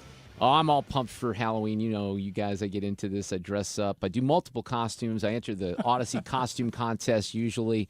It's just a blast for me. That's why I take the days off. Did I miss? What do you? Do I'm we not have doing any anything. people dressing up in your family for Halloween month? Just Alexa is doing her costume is very clever. We've talked about it a little bit. She is the cow from Chick-fil-A, Eat More Chicken, and then she's got a sign that says Eat More Chicken, and her friend Millie is the chicken. So how about that? I know that's very. Are you doing something goofy? Because you usually do. Well, you're talking He's a about married man. Well, what he's Office referring to appropriate. is the Hooters costume I've worn those past several years. Yes. They told me not to wear it a few years back. Yeah. I think there was some sort. This was when we had local HR. Actually, the HR Kathy at the time. She really loved the costume every single year. But were Kathy you really Edelman. encouraged not to wear it? It was actually after she had Okay, left, okay. and Becky said she had received an email from someone at some point that. Oh my it made- God! that Are the you costume kidding me? made them feel You uncomfortable. have got to be kidding This me. is true. You triggered someone with your Hooters outfit. I did. See, this is my what- body is that stunning. This in is the, so in the Hooters representative costume. of where we are with all the BS with these young people. Isn't that crazy? Unbelievable. All right, we'll talk more about that maybe after this. These allegations are deeply concerning. Does the president have any comment? We're not going to comment. It's not clear messaging. No. And now, Sue's News. Presented by U.S. Men's Medical Center. Well, so does that mean you're not wearing it? You're wearing something else, Alex? Well, I didn't say that. Okay. Did I? No, I didn't hear anything really. I'm probably not wearing it. No. Yeah. All right. It's too wet outside. You could wear it, Mark. You think I don't need to get. No, I don't need to make it any wetter outside. If you could see that costume, though, I mean, it was a good costume. You had a wig gotta, involved. I think I could probably find a picture. We could throw it up on Twitter. Or we could throw it up on. Maybe I'll see if I can find it and send it to I think Ethan. he was a D cup too, if I'm not mistaken. At least. At least. I think since then I'd gotten a reduction. I've lost a bit of the stuffing. It happens. Mm-hmm. I brought it on myself. I asked the question. You understand? You did. I did. I hope you weren't the one that reported me. No. Okay. I didn't see it. I did see the photo afterward. This is National Oatmeal Day. Anybody? Fred, you like oatmeal? well, You I'll seem eat like it, You but- should be an oatmeal person. Oh. Yeah. Well, I'll eat it. Fred, I don't know what that I don't means. go out of my but- way. I know. I don't want to think about Well, you that. put milk in it if you Oh. want. You know, it's a Right. milk thing. Let me tell you something. Yes. I love it.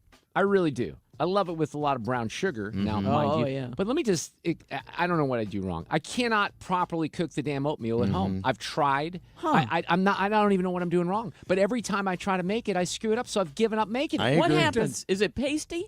Yeah, it's not. It's like I don't know what Add happens. more water. I put a little water in. I put the oatmeal and then it just doesn't work. Are we talking from a bag in the No, microwave? like it's the Quaker Oats thing, the Yeah. box. Really? You know, it's Well, got that's the, good. Just add more water when that happens, and then put a lot of You can butter always in it. just Butter, too? remind yourself of this. You can always add more water. Yes. Sue's right. Right. Yeah. I always underwater to begin with, and then if it gets pasty like that, Throw just in a the little extra. bit. Yeah. Except for your lawn. I don't know what I'm Is doing wrong. malt Except for your oatmeal the lawn. same as? No. That's That's totally more different. like a cream of wheat situation. Okay. Yeah. And you know, I used to like a good cream. Yeah, of I wheat did that back a in the lot day, as a too. child. Do you like overnight oats? I don't know what that is. Yeah, those are good. I think they're pretty good. Yeah, it's What's that? It's ultimately oatmeal that you kind of mix with Sue, correct me if I'm wrong. You kind of mix it with like a yogurt and you let it sit overnight, and then in the morning it's delicious. Like a parfait. Yeah, it's Yeah, almost essentially. like you can add your own yogurt if you'd like, but you're right. Just sitting overnight instead of boiling it on the stove, and it just gets it a nice texture. You guys have to understand, you're talking to someone like, you know this, I can't even like trim my own beard. I pay someone to do that. So not making oatmeal, you'd think it's a basic level thing, but I'm not capable. You did cookies fine. Yeah, cookies I can do, but I thank you, can't do the Fred. damn oatmeal, Fred. I don't know He what's can't wrong. shave his own beard. Yeah, but no, I okay, can't do that either. makes no sense. It's also I didn't say national- shave, I said trim. Trim. Okay, that's fair. Okay. Don't you just put it on? Let's not go down that rabbit hole. All right. And National Cat Day and National Hermit Day. You don't hear much about hermits. Well, You don't. naturally. Well, good point. And on this day in history, 96 years ago, You guys, this was the day in history in 1929 when the stock market crashed. It wiped out the fortunes of thousands of investors. The day came to be known as Black Tuesday, and it triggered the Great Depression, which lasted for really almost 10 years. Dust Bowl, the whole thing. That was on this day 96 years ago. And then 80 years ago, so here we are coming out of World War II, and it's 1945, and the first ballpoint pen was sold. Now, okay, this is 1945. It was invented by a Hungarian named Laszlo Biro, and it was sold for $12.50. Think how expensive that would have been. That's like a couple $100. Yes. Yeah, that's 90-something years ago? Two observations 80, on that. 80. All right? Two observations. First of all, my new password is going to be Laszlo Bilo 1 exclamation point. Okay, I like that a lot. And then, you know how many times, Sue, I think this is relatable to the audience, we talk about some of these things and you say, I can't believe that goes back like 150 years. Yes. On this one, I'd say, I can't believe it only goes back 80 years. Agreed. I thought about that this morning, and they talked about what a big deal it was. And that's why it was $12.50. He figured interesting. out a way for the ink to come out with a rolling ball instead of dipping. And, Right. I hope that guy made money on that deal because a lot of them just give it away and then they don't, profit from That's it. Right? true. Laszlo, Laszlo hope you did Biro. well. Now we know Mark's password. All right, there is a new world record for the heaviest pumpkin. It was two British brothers who scored the record. They harvested a pumpkin that weighs 2,819 pounds and 4 ounces. It's the largest pumpkin with a circumference of 255.8 inches. That's over 21 feet. Wow. They nicknamed it Muggle because they're British. You understand. And what did we learn about pumpkins yesterday? What Don't did you? cut them from the top. Oh, that was the day Right. before. Yeah, Cut 'em that's from the right. bottom? Right. Cut them from the bottom, and then they'll last longer. Uh-huh. Yeah, I realized mine haven't lasted very long. We carved them over the weekend, late last week, and they're went no But here's good. the deal. They're no good. We learned that you can't go through the top, No, though, right? you gotta go gotta through the cut back through the bottom or the bottom. back. This is a science. Yes. There's a science to this. According to clearly. Sue's News. Yeah, the stem Okay. is where Yes. they get fed, and so that is not something you want to remove. The closest thing Is that you get right? to Yeah. something that's peer-reviewed is something that airs on Sue's News. Just so you know. That's all we've got. Yeah. That's all we've got. I believe it. Alex, are you a horror movie viewer? I don't mind them. Okay. I like them.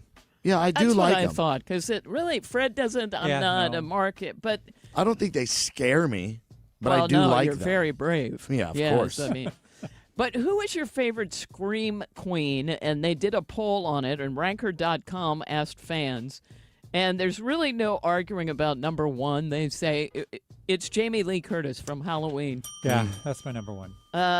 She was just rocketed to the top as soon as they put it up. Number two, Neve Campbell from the Scream franchise. Anybody? I don't watch I any think of I them. know who you're talking about, but I couldn't pick her out of a lineup. Janet Leigh. This is kind of cute because Jamie Lee Curtis, of course, her mother is Janet Leigh. And Janet Leigh was number 3 from Psycho and The Fog. Did you see The Fog? I've never seen The Fog. Never heard about the fog. Fred? think I've seen it. Huh. And some other movies I haven't heard of. Number 4 was Heather Langenkamp from Nightmare on Elm Street franchise. And then Linda Blair from The Exorcist, which I've never watched and never will. But you can go on there and vote if you'd like. Okay, this story freaked me out.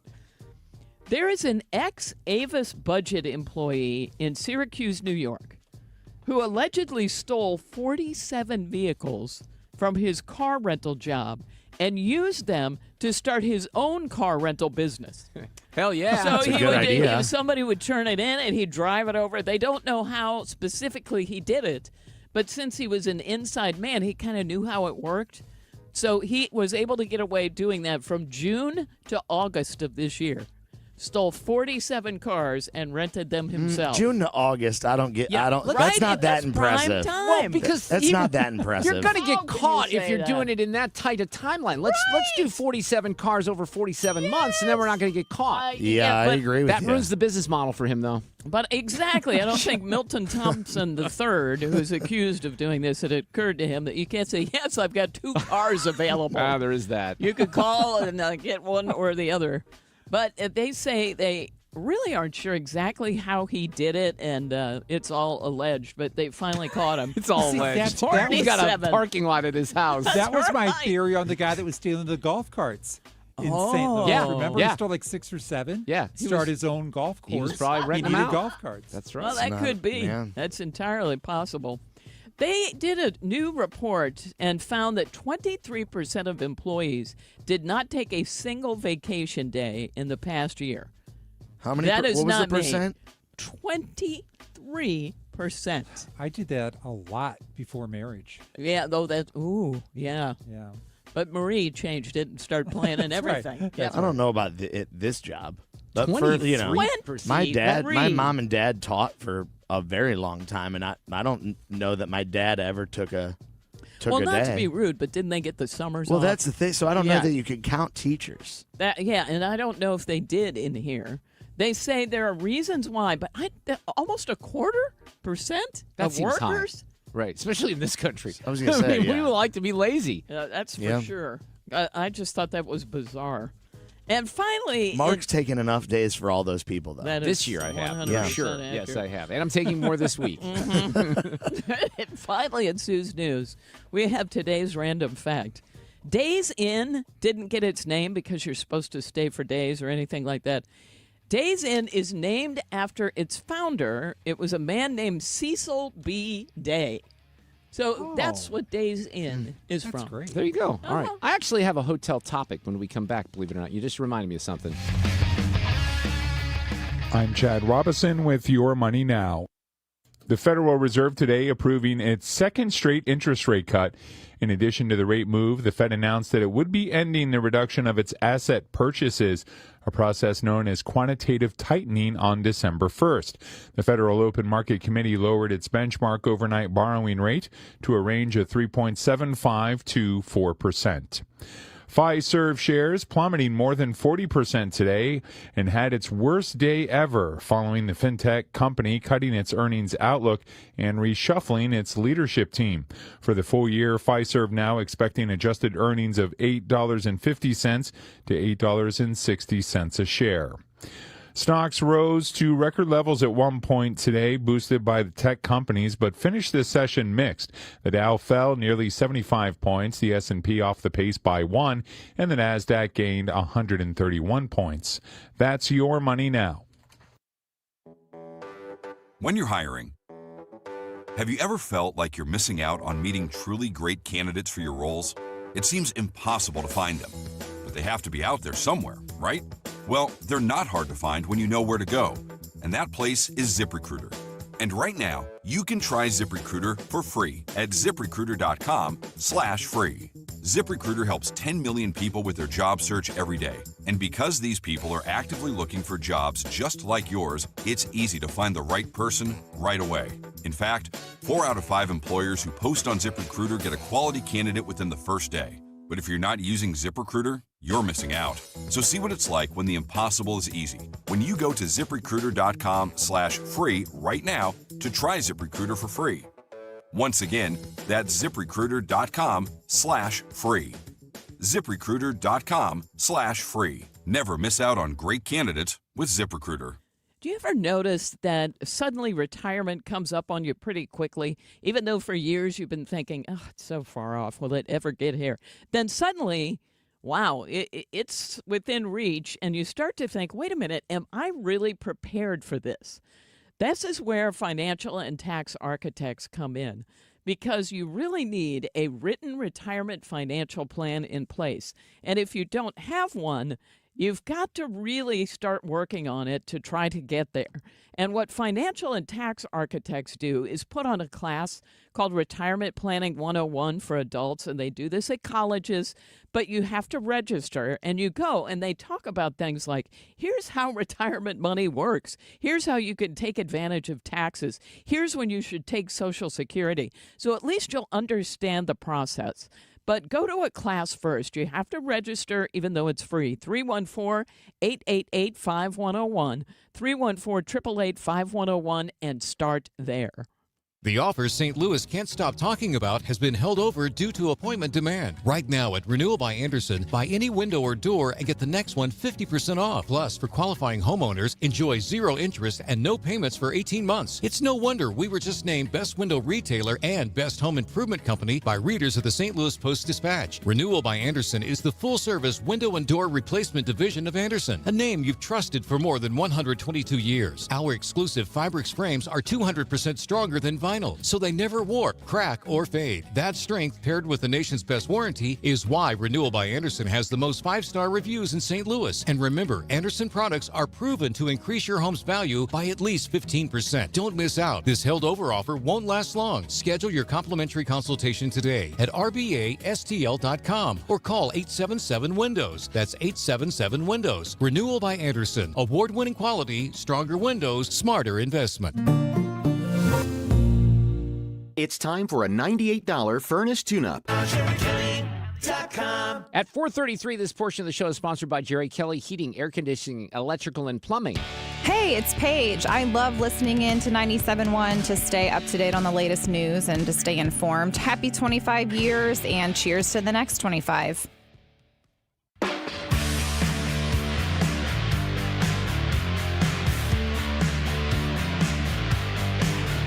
Alex Rich visits on a Wednesday. Sue Thomas in the house. Fred Bottomer, the Hall of Famer. Ethan's doing something in the other room. I don't know. Sometimes he likes to be social and join us, but apparently not today.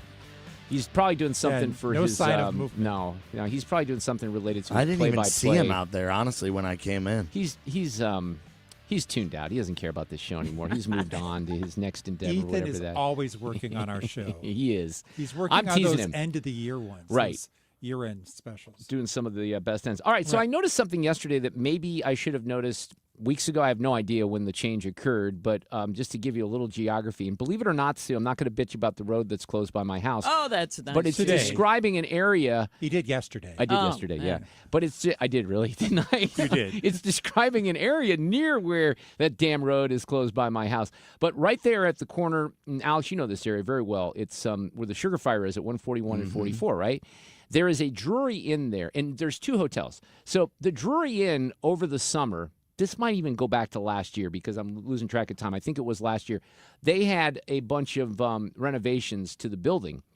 And we thought at first they were going to rebrand it or something like that. The hotel behind it, which is to the west of it, which kind of leads into did I mention that road that's closed by my neighborhood? It now says on it, and I had not noticed this before, Spark. Have you ever heard of Spark Hotels? Oh, yeah, it's a Hilton thing. It is a Hilton thing. Yeah, it's a Hilton thing, but I didn't know that. Well, I only know that because Michael has a Hilton card. Whatever the Visa is feeds into that, and he's a diamond or platinum or whatever you are. So I know all iterations of the Hilton. And Spark is kind of a new one. It's supposed to be hip, but sometimes they take over old ones and kind of redo it with the Spark, and then... I think that's what they did here. Yeah. So if you go to the AI overview right now, it says Spark by Hilton is a premium economy hotel brand within the Hilton Hotel portfolio, offering affordable, value-focused accommodations. And, the reason that location is important in particular, it's always jam-packed for a couple of different reasons. One, Soccer Park is very close, right? So there are tournaments that come into Soccer Park. Yep. And then people stay there for Six Flags. Oh, and those are 2 areas, and there's that whole segment of West County, which is in Fenton, is just changed so much because if you go right past where the hotel is that I'm talking about, you have this, I think they call it 44 West Apartments, and there's tons of apartments that those are weren't all there nice. Yeah. until a couple of years ago. Anyway, hey, we talked about something last week or the week before related to the shoes that Fred now wears on a regular basis. These things that are called, this became... I wear them all the time. Right, but Fred, just for, historic purposes here as a Hall of Famer, would always wear loafers. Would I say loafers? Is that okay? Yeah. And then one day what happened? One day, Fred, what happened magically? I wore a pair of On Cloud shoes. How did that happen, How though? did that occur? I mean, they didn't just appear on your feet. No, do you? I think Marie just bought them. Okay. I think you're All right. Yeah. It's not a tough quiz. I'm just No, asking, yeah, you know. she just bought them. For Okay. me. Yeah. But So Marie she bought is him an on. Now you got me questioning. She's an on Did cloud he steal fanatic. the shoe? No, You no, seem no. very afraid to answer the question. Yeah, that was no, Well, I thought there was a better story than that. no. okay. Marie bought him a pair of He's shoes. leading into the better story, I hope. Thank you, Yeah. Alex. That's it. Boy, I It's a hope so. lead-in. So anyway, we were talking last week that there's a class action lawsuit by hundreds of people who will Yes. say their shoes are too loud, they're squeaky. And it's whenever they embarrassing. Have you heard this at all, Alex, or not? I mean, now that you're Okay. Okay. Now that you're saying it, it sounds like very reasonable. But it's one of those things where it's like that's so great because I hear the squeaking all the time. Okay, I but do. I get Fred it a lot. said last week, But I you said no. I don't really notice said, it. No, I've never noticed a squeaky shoe Right. at work. And that's because I just noticed it this week. Everything in this floor is carpeted except for one area outside the copy room area. And now this week, every time I walk on it, I'm squeaking like crazy. Yeah. I totally know what you mean because when I I want talked in. about this originally, remember I said I had this pair of shoes that I loved, and that's the area because that's right where my office Right. used to be. Yeah. So I would walk from that down to where the KMOX sports studio is, and that's just whatever it is, vinyl or something like that. But that's where my shoes would squeak as well. So now, hey, you got to sign I on to know, the. I should. Brad Young will be here tomorrow. You'll have to How have do him you- walk yeah. through how you can get onto the class action. I'd love to know as well because I thought that I was like the only person, or like that maybe I had stepped in something that was sticky and squeaking. Right. Soda. But hearing that this is an issue with the shoe, it's kind of vindicating for me. I but like that. That's kind of weird, isn't it? I mean, that sounds like a pretty significant issue that they should fix. What it sounds like is an episode of Seinfeld. It does. It does. That's what it sounds like. Listen, AI says if you own the squeaky shoes, you want to participate, number one, do nothing for now. Okay, I think Okay. you could do that. Good All right. enough. For most class action lawsuits, you're automatically included as a class member if you meet the specific criteria. You generally don't need to sign up. Then you wait for a settlement notice. Do you guys Okay. know it's a similar topic as far as a class action settlement, but I guess years ago I had submitted for something through Facebook and I just received a legit Venmo No way. from Facebook.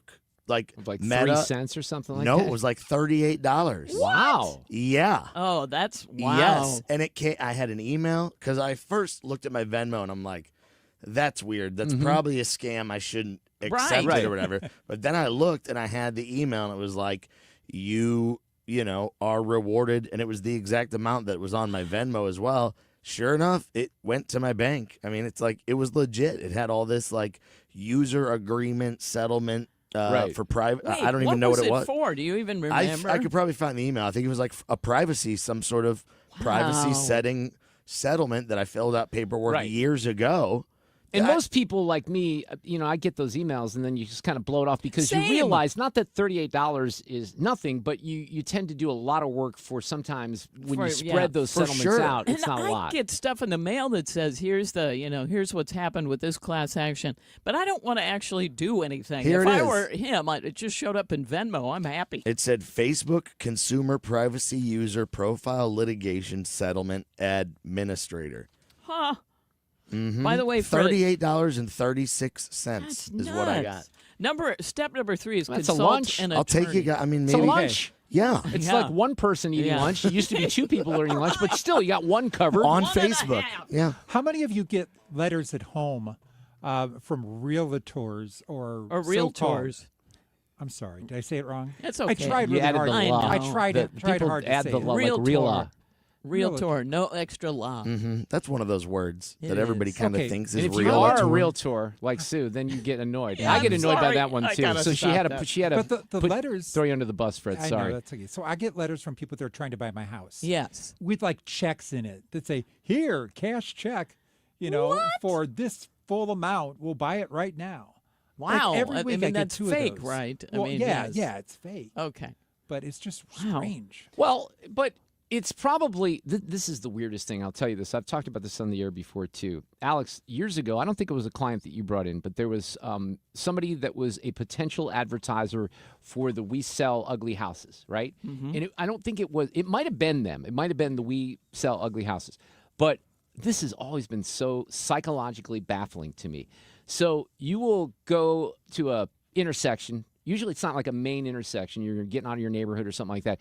And you'll see a sign that's on a utility pole, and it will be like handwritten, right? And it'll say, we buy ugly houses, Right. or we buy old houses, whatever.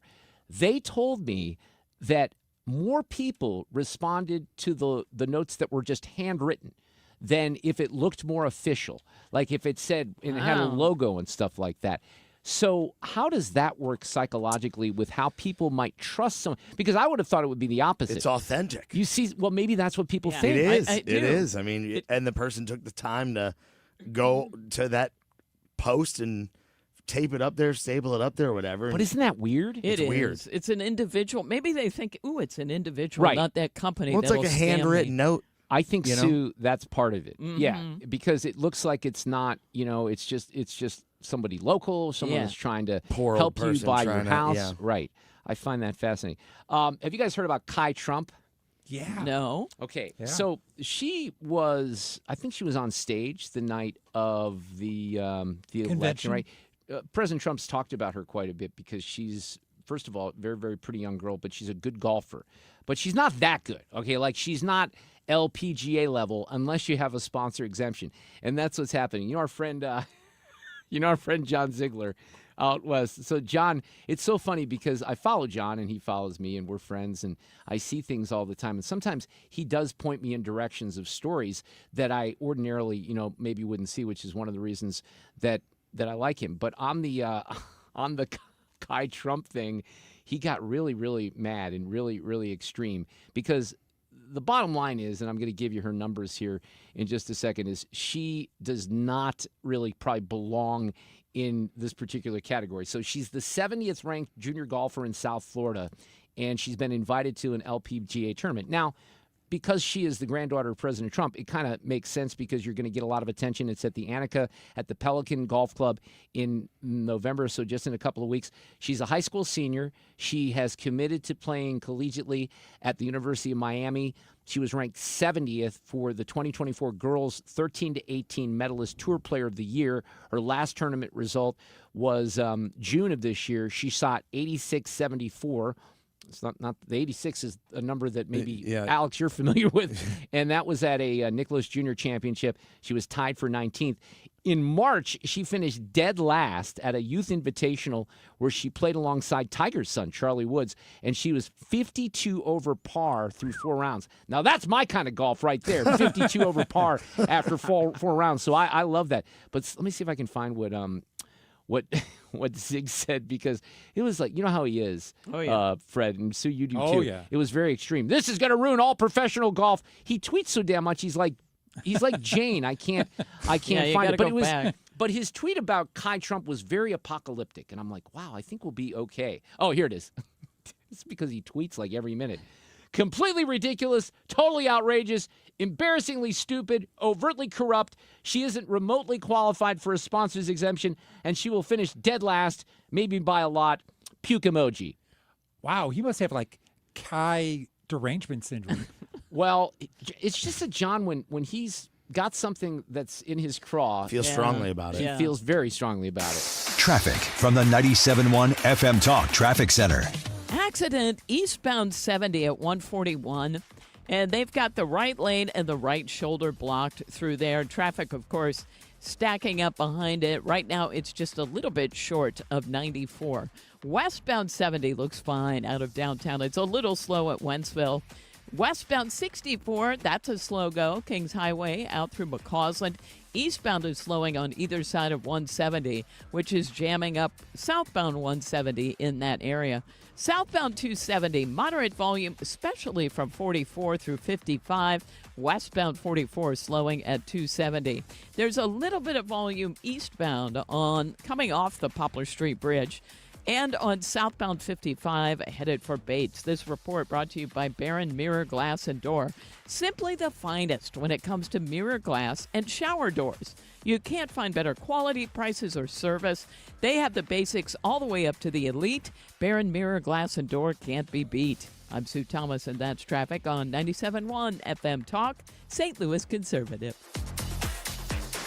You've made our 25th anniversary something to remember. That's right. We've celebrated these last few weeks along with you, both on the air and in person. And we want to say thanks for making it happen. This is St. Louis Conservative, 97.1 FM Talk. The ACA Marketplace has announced significant increases on their monthly premiums for 2026, with deductibles over $10,000. You can enroll with Greg Hammond's Freedom of Choice plans now. You don't have to wait. One of their plans lets you use any doctor, has 0 outpatient deductibles, and it's 30 to 60% lower costs than most Obamacare plans. Other options are full coverage PPOs with national networks, copays, and 100% annual preventative care. Also, there's no income disclosure required, so no potential tax penalties. If you pay for your own health insurance, you're uninsured, you're on COBRA, or your employer coverage is just too expensive. Call Greg and they'll provide all available options. Call 314-794-7784. That's 314-794-7784. Or go to greghammonds.com. That's greghammonds.com. He can custom design a plan managed and chosen by you, not the government. Ouch! Checked from behind. Man, that's gotta hurt. I'd hire Morgan & Morgan if I were them. What? Yeah, Dan, America's largest injury law firm. They serve up justice, ice, cold, law. Know what I mean? I guess. Their gloves come off when they fight for you. Okay. I'm talking a settlement slapshot. Shouldn't we be talking about the game? Yeah, Dan. Morgan & Morgan. Proud partner of the St. Louis Blues. Injured? Dial Pound Law or visit forthepeople.com for an office near you. Celebrate the spooky season with Zero Res and get 3 rooms of carpet cleaned starting at just $129. You can take 15% off your air duct and dryer vent cleanings. Book online at ZeroResSTL.com and take advantage of the saving. Want to build income without a second job? Learn how real estate investing can help you create extra income one step at a time with Lifestyles Unlimited. Text radio to 88007. That's RADIO to 88007. Presented by Lifestyles Unlimited.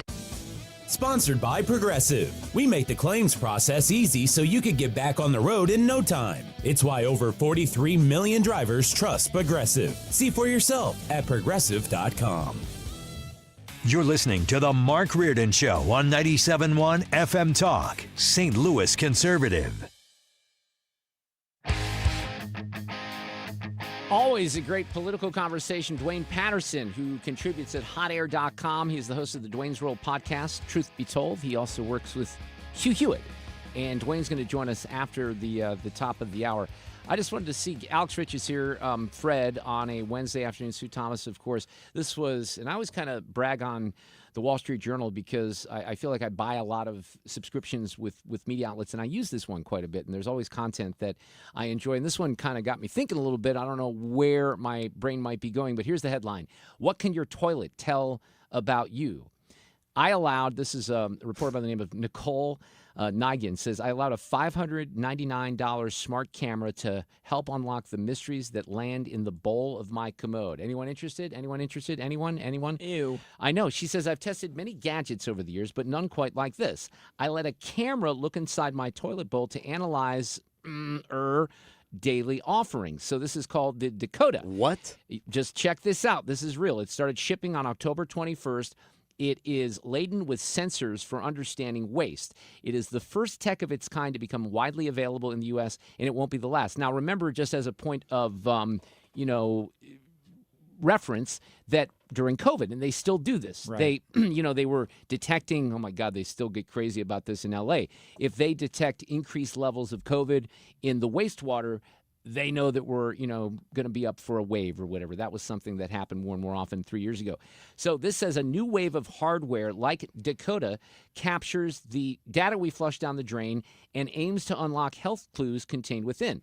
I guess they say the soon-to-be-released U-Scan from Withings is another company, or Withings, I'm not sure, can measure vitamin levels from urine, while a Toto, and that's a popular brand name, a Toto toilet with an integrated stool scanner became available in August. Are you kidding me?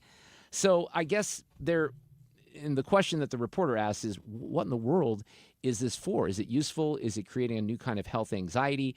Is it an interconnected toilet camera with a privacy nightmare? And how much do I really want to know about my poop, essentially, is the question. I don't know. No, thank you. What they say is that there's hype around gut health. And people generally don't eat enough fiber, and that can trigger inflammation. So you have researchers that are trying to figure out the connection between rising cancer rates and our digestive systems, right? So she says she uses wearables to monitor her vitals, like an Apple Watch or something like that. But she says she was drawn to the Dakota, a new subsidiary of the kitchen and bath company Kohler, you know, that brand, of course, because it can track something that a smartwatch can't, urine and stool. And she says that it clamps to the side of the toilet bowl. The sensors can determine hydration levels based on the color of urine. All right, let me stop right there. I can do that too.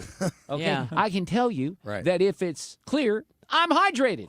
And if it's not, I'm not high. Okay, that's not the consistency of stool.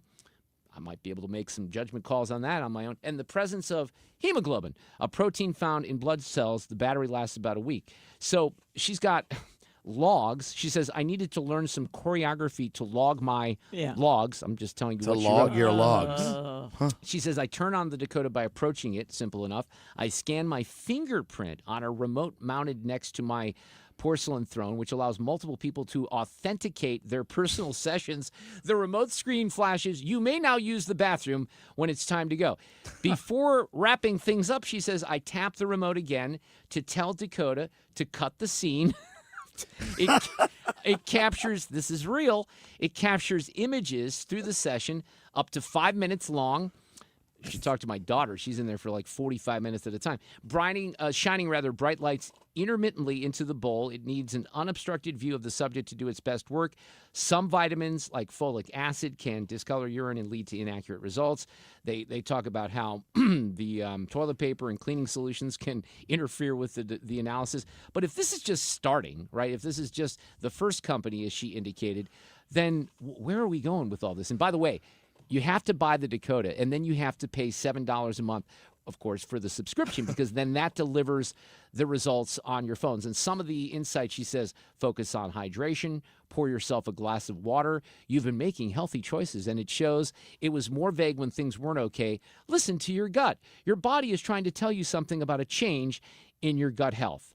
I don't think I'm in the market for one of these, but my goodness, what will they they'd be think great of in like next, a right? nursing home or something. You know, maybe Yeah. that's who they sell it Well, to. look, as a medical tool for, I think you're probably right about that. And maybe that's why you're kind of on the You know what I sales side mean? of things sometimes. Yeah, but then also, you know, if you are a just a regular old person that has this in your home, how do you go about explaining this to people when you have company over and they sit down on the commode and you say, hey, by the way, scan your fingerprint and I'm going to have your poop information. I'm on having listeners chime in, including my friend Jeannie Sullivan from Pet Supplies Plus, that, man, you have a lot of blanky subjects on today, and you can use your imagination. Alex, it's great to see you. We'll see you guys soon. Where's the next music gig?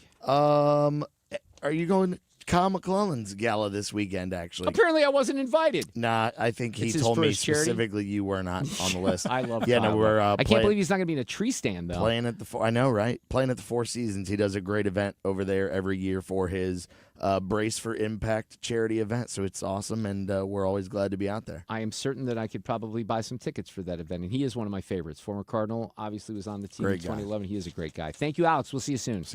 Traffic from the 97.1 FM Talk Traffic Center. On the roads, it really hasn't been bad, but there is an accident eastbound 70 at 141 causing a delay. It was on the right-hand side. And westbound, a little slow in that area as well. Now, that's the worst of it on westbound 70. It's pretty good out of downtown. 6440, though, is jammed, and this is approaching Kings Highway in pockets out through 270. Southbound 170 jams at 64, which is also slow eastbound. And then some moderate volume headed out west. What was I seeing on 61? Well, it's not bad through there. But southbound 270, moderate volume, Olive, down through, and this is pockets, but it's 21. And southbound 55, slow, just south of Arsenal through about Bates. Things look great, though, if you're headed into Illinois. Watch out for an accident eastbound 44. It's just past the Arch grounds. That's causing a delay through the depressed section. I'm Sue Thomas, and that's traffic on 97.1 FM Talk, St. Louis Conservative. Sponsored by Gloria Lou with your home sold guaranteed realty 314-325-6888. Need to sell your home and you want the most money? The name to remember is Gloria Lou. Yes, Gloria Lou with your home sold guaranteed realty at 314-325-6888 and start packing. Hey, let's talk about Michael's Baths. All they do is bathrooms. We'll get started there because I think that that's a pretty big deal. Don't be fooled by a lot of the out-of-town companies. Give Michael's Baths a call. See how you can save some money in a couple of different ways. First of all, they're going to come in with an estimate that's usually 30 to 50% less than competitors. Still top quality, great work. And right now, if you mention my name or 97.1 FM Talk, you get a free shower door or $500 off your project. Michael Gower is the owner. Melody, his daughter, will handle the call. Tony and Mark in the field. They do great work and have been for a long time. Family owned and operated, great American-made products. And he's got a team that's been with him for a long time, and they've done hundreds of jobs. And they always like to say that they're not trying to be the biggest bathroom remodeling company. They're trying to be the best. And again, all they do is bathrooms. So if you need a facelift, you need a shower area to become safer, you need an entire remodel, they can do it all. They also work with customers approved by the VA for a grant that could pay most of the project.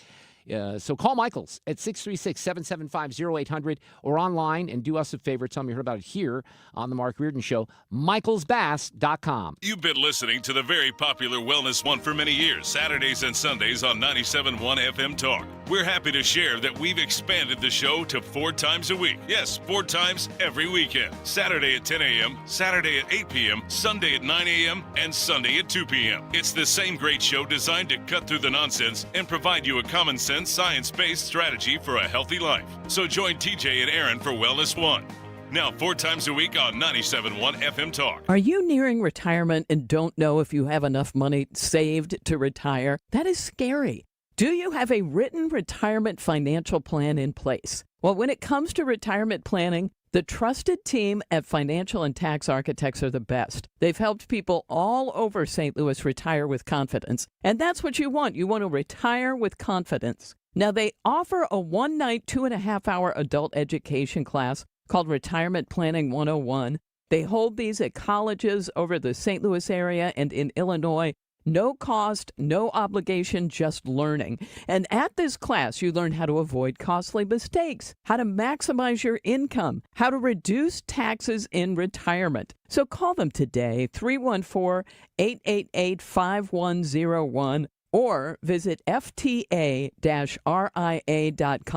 and take the first step toward a smarter retirement. 314-888-5101. What would you give for a child you loved? To make their wish come true, to help them fight a critical illness. Just imagine what you'd do. You see, wishes are so powerful, and you can make them real. They can give a child back their childhood, even change the way they feel. Every single one of us can make the stars align, because when we come together, hope and joy will shine. Wishes need stars like you.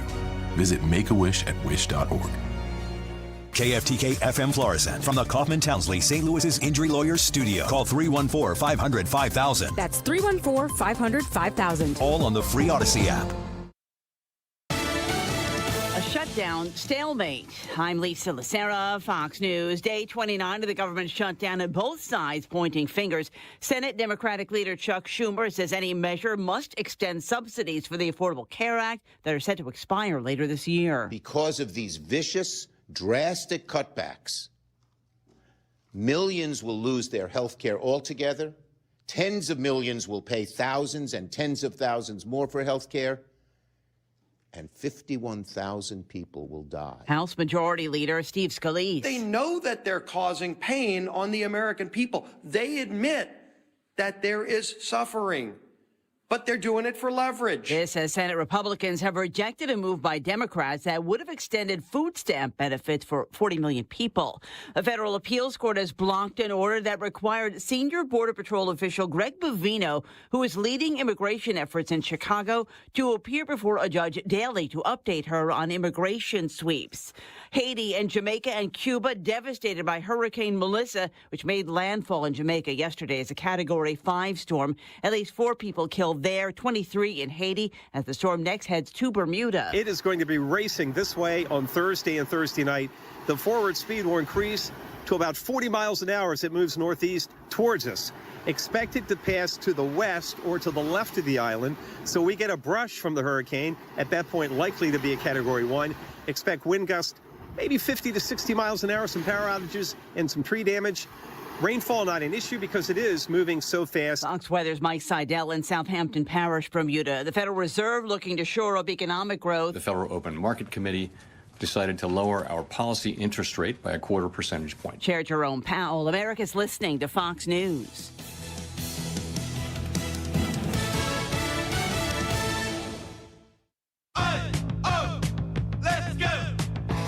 You're still glowing, flirting, grooving. You still got it.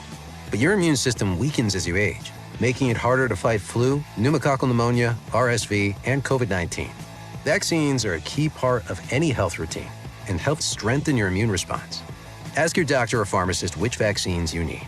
Schedule in minutes at vaxassist.com. Sponsored by Pfizer. There's nothing like when you get that part from eBay and it just fits. Yeah, the first time. So you can do less of this and get right back to more of this. At eBay, you'll find all the parts you need, guaranteed to fit, at prices you'll love. Sounds good, doesn't it? eBay, things people love. Eligible items only. Exclusions apply. Air Comfort Service, heating, cooling, and insulation, weather. Our big batch of slow-moving rain is shifting off to our south and east now. We're dry for evening plans and dry overnight. Skies will stay cloudy, but turn partly cloudy late tonight. Breezy and cold, 42 for the overnight low. Then on Thursday, sunshine in control. It's chilly day, but we'll take it. 58 for the high. The sun is back. Thursday night, clear and cold, 40. Friday, sunny, breezy, 60. This is 97.1 FM Talk. Chief Meteorologist Dave Murray. This hour of the Mark Reardon Show is sponsored by Gamma Tree Experts. Your trees deserve the best care. Call Gamma Tree Experts. This is the Mark Reardon Show on 97.1 FM Talk. I really do love the fact, I kind of tease him a little bit because Senator Schmidt is on so much national media, but he is a likable, very real, authentic person. They had him on Fox earlier talking about the grandstanding by Chucky Schumer and the Democrats. Well, the solution's pretty simple here, which is the fact that Chuck Schumer and the Democrats have a choice. They've repeatedly, over a dozen times now, voted against reopening the government.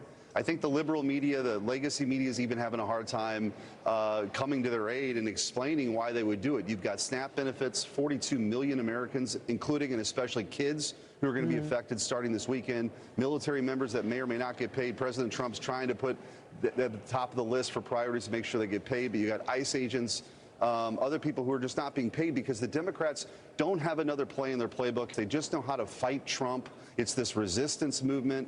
They're more interested in grandstanding than governing. And so we're on week 5 here, and the Democrats will continue to be on the spot here. But there's no other place to go except to reopen the government, give us time to work on appropriations bills and get on with the people's work. So I'm sensing, and I said this at the beginning of the show, that maybe the pressure is increasing on the Democrats after saying so many different stupid things here. We've had even some legacy media members who have pushed back at some of the Democrats going on trying to convince the American people that this is all Donald Trump's fault and the Republicans. Duane Patterson, who writes at hotair.com, the host of the Duane's World podcast, back with us this afternoon. How are you, sir?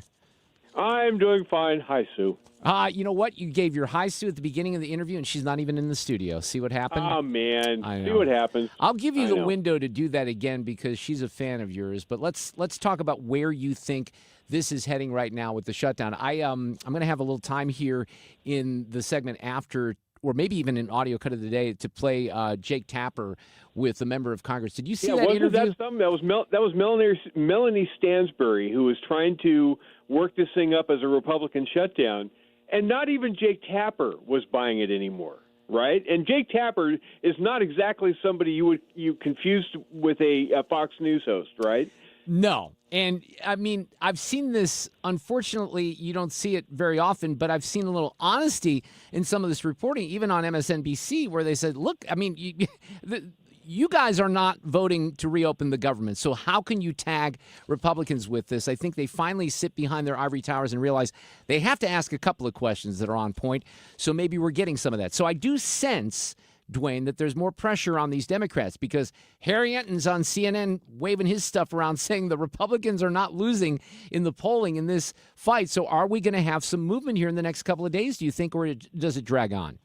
Yeah, not just not losing. They're actually the House Republicans, while being on basically break for the last 5 weeks, they've improved the House Republicans have improved their standing by 5 points. Right.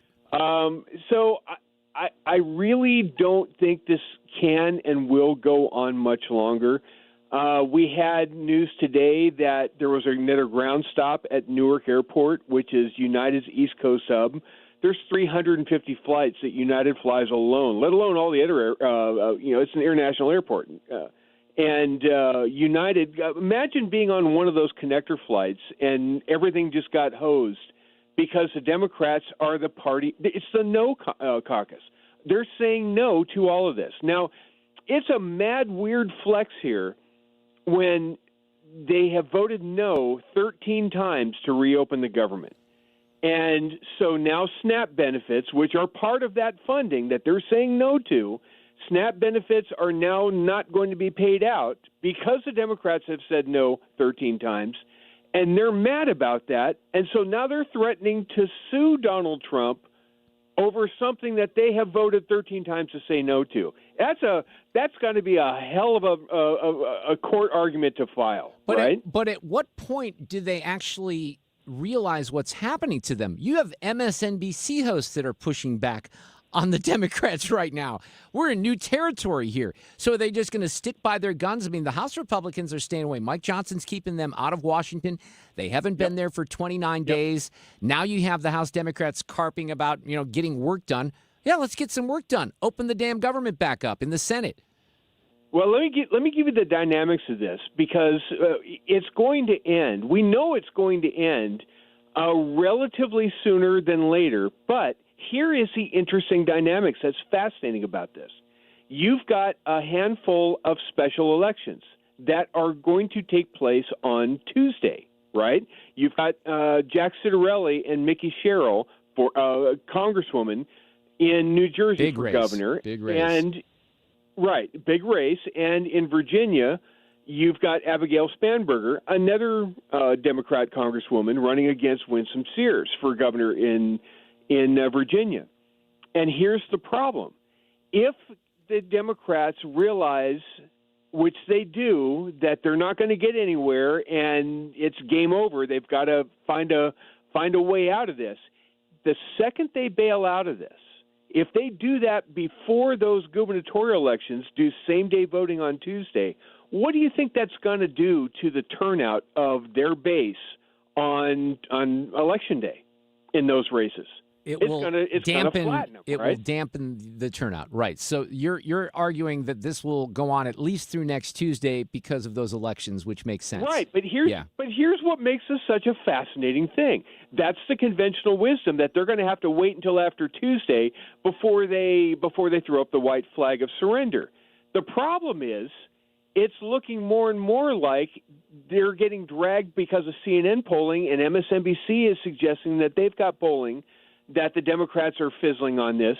They're in a no-way situation because if they ride this out until Tuesday, more damage. They're going to get slammed anyway because they're losing on the argument. So there have to be some people, putting their heads together to try to figure out what the exit ramp is for the Democrats. I mean, for Schumer in the leadership, it's just been an embarrassment. Now, you're not hearing from a lot of folks, in the rank and file of the Democrats on the Senate side. At least I'm not. I hear from a couple of them. I hear from more of the House side Democrats bitching about this, even though they've already done their job on the House side, sending this to the Senate. So I think it will be interesting. Now, on those races that you mentioned, I'm frustrated because it doesn't seem like Winsome Earl Sears has, closed the gap enough with Spanberger. It looks like Spanberger might win that. Jay Jones probably will lose. But, man, why is that race? Unless you have more hope than I do.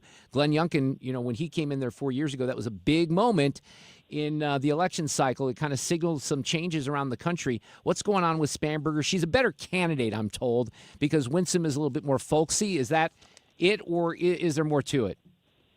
I think there's a lot of things that are fluid in that whole thing, and I think, yes, the conventional wisdom, the odds are that Spanberger's going to eke out a victory a lot narrower than she intended or everybody thought that she would.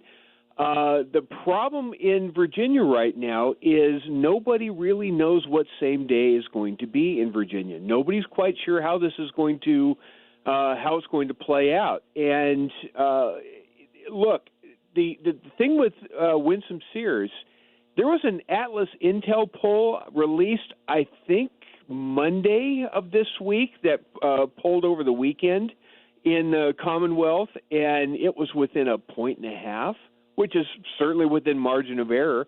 I don't know what's going to happen, and I don't think anybody quite knows what same-day turnout's going to be. Remember, Northern Virginia is chock full of federal workers who have been furloughed. They're grumpy. Do you think that every single one of those believes that it's Donald Trump and the Republicans' fault? Because I don't. No. The federal government employees union, the head of that union on Monday said, under no pretenses, said, look, I'm not going to pick sides at who's wrong here. End this shutdown right now. Vote for the clean CR. Well, the Republicans, he's not having to say that to because they have voted 13 times for the clean CR. He's talking to the Democrats. The union members know who's shutting this down. They know who's starving them. So even, let's say, and it's not going to happen, let's say miraculously tonight they get the votes in the Senate, the government's reopened. They still have to do this thing again in a couple of weeks, right? So both of these deadlines could kind of meld together. I mean, if they don't reopen this thing in the next few days, this could absolutely drag on through the holidays, or at least through Thanksgiving. Right. The dumb thing about this is we're 5 weeks in to what would have been a 7-week clean CR, right? Mm-hmm. The whole purpose of the clean CR was to give the Senate Appropriations Committee the chance to finish its work and get some appropriations bill through. The House was finishing up some of their appropriations bills. They had already done a handful. They had 3 or 4 left that they needed to finish work on. They just needed to buy some time to finish the regular order, the normal process, where we hash out issues like what do we do if we're going to end these subsidies, what's going to take its place. That's all stuff you do in committee where it belongs. Instead, Chuck Schumer is doing the sheriff scene coming to Rock Ridge out of Blazing Saddles. He's holding himself hostage.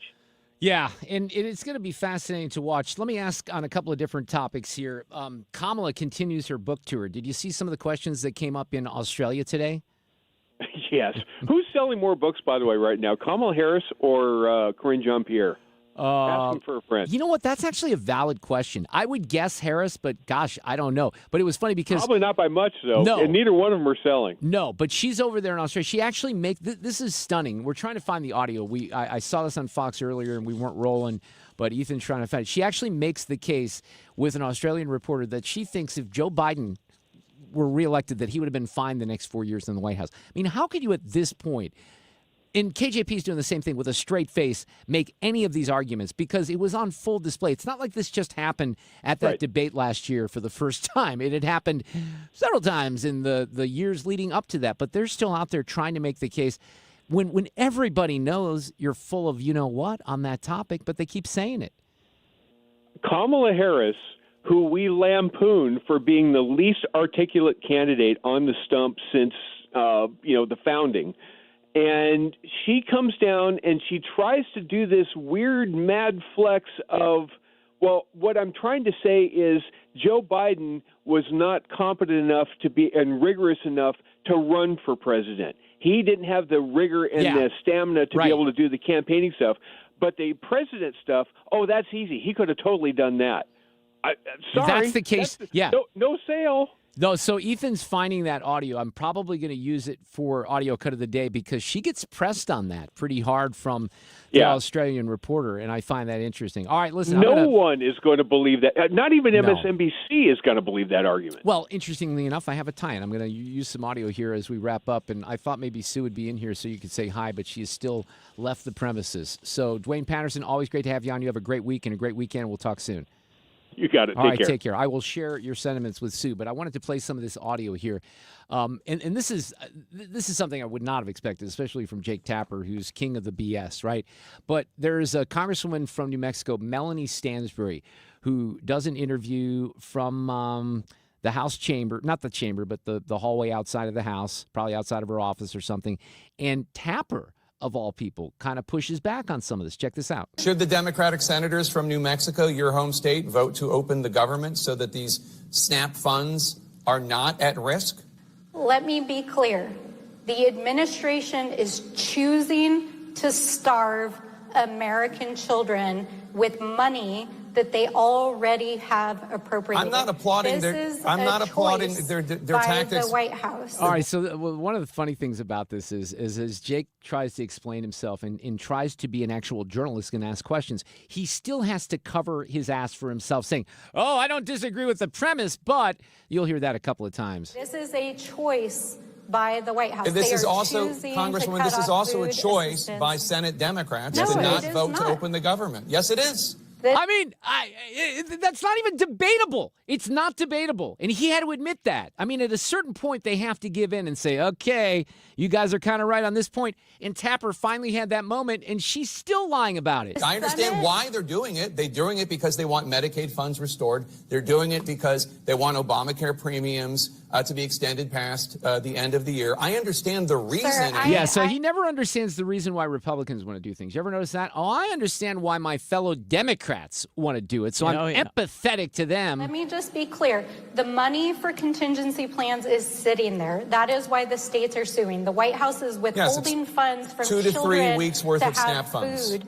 Yeah. Yeah, well, it may not be a big deal to you, but let me It is tell a big you deal that to for me. the grandparents, for grandparents big deal to that me. literally are feeding their children. My point to is that not it's a have short-term money solution. In those accounts.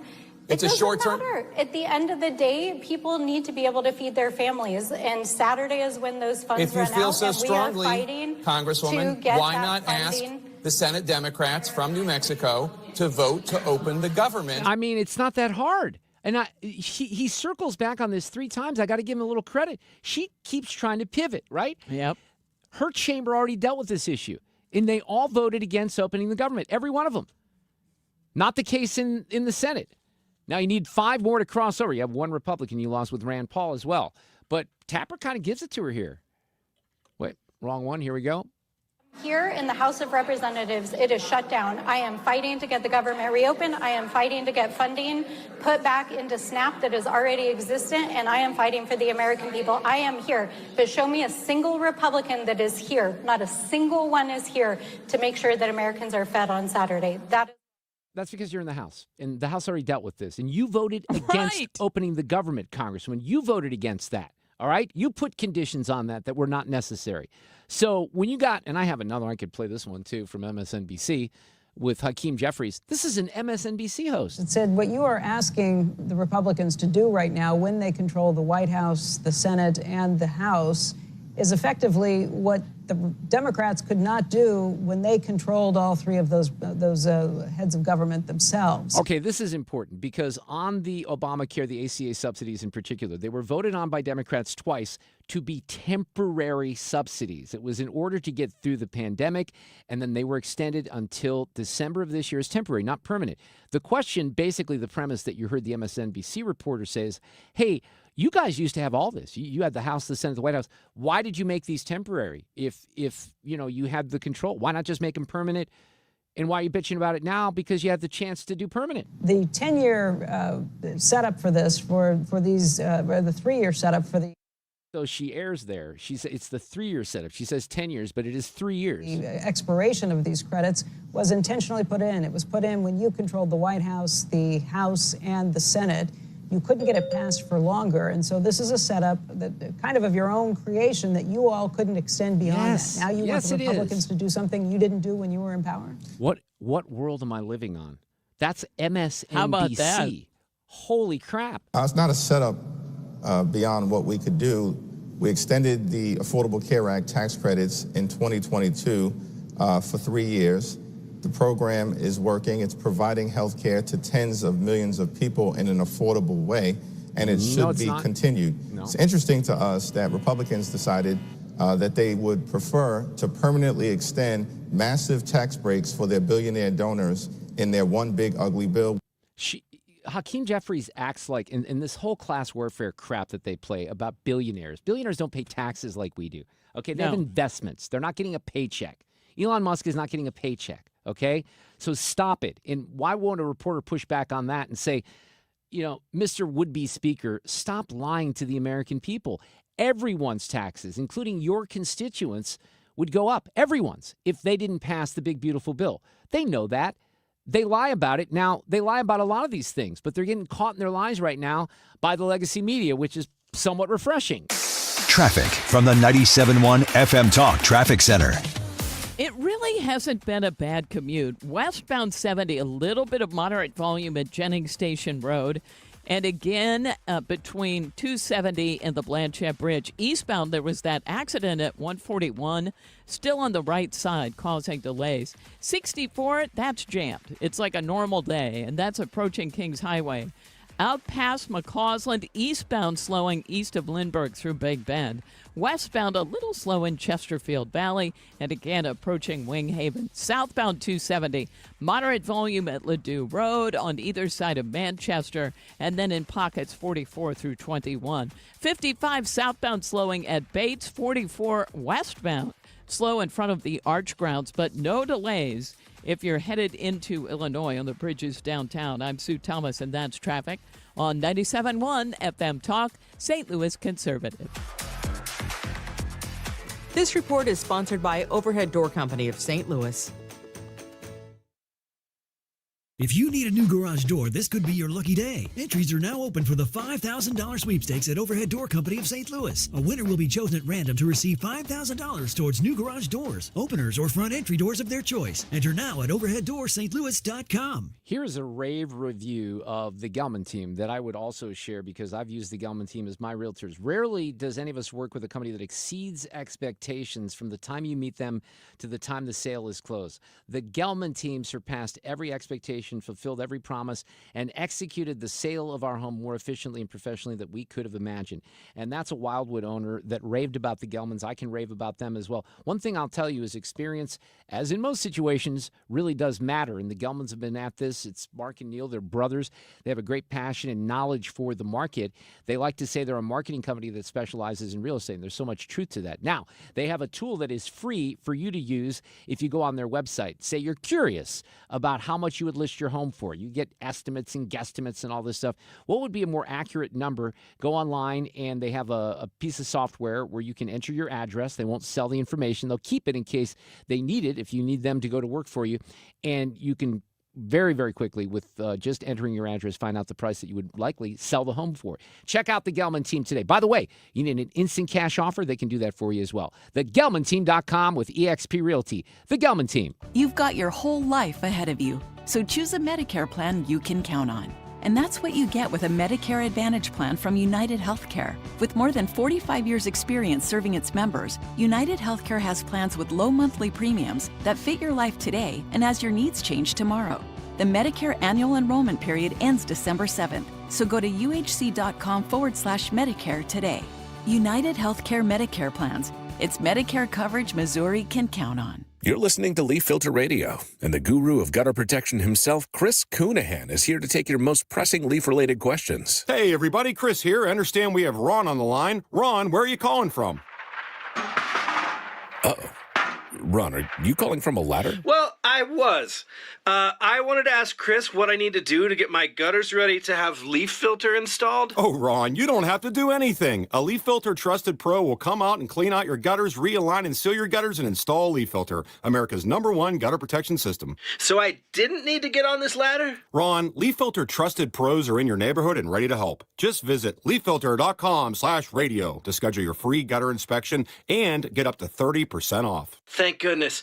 What was that site? To get this special radio offer, go to leaffilter.com/radio for your free gutter inspection today and get up to 30% off. That's leaffilter.com/radio for up to 30% off. leaffilter.com/radio. See representative for warranty details. Hey, it's Mark Reardon. If you're nearing retirement or already retired, call my friends Thomas Helbig and Bob Kershaw with the Retirement Advisory Group. They'll show you how linking to the market is much safer than owning the market for your retirement savings. They're the official financial advisors of my show. Go to retirementkey.com. If you owe the IRS, you have a legal issue, and you need the Lance Drury Law Firm. We'll protect your rights. Log on at lancedrurylaw.com or call us toll-free at 888-367-6512. The Mark Reardon Show, 97.1 FM Talk, St. Louis Conservative.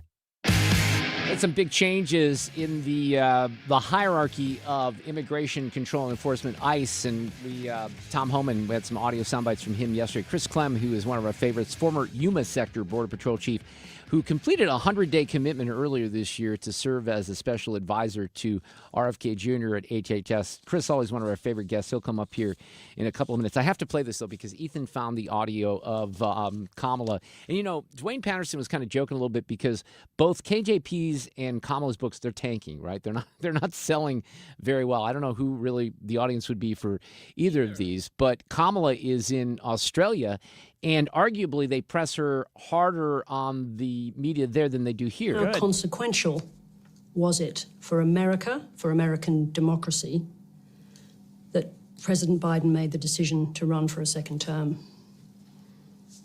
I think that there was an impact. I write in the book in many different ways. We needed more time. And had we more time, perhaps the outcome would have been different. It would not have. No. Okay, just so we're clear on that. And that is a fact. I think it's an undeniable fact.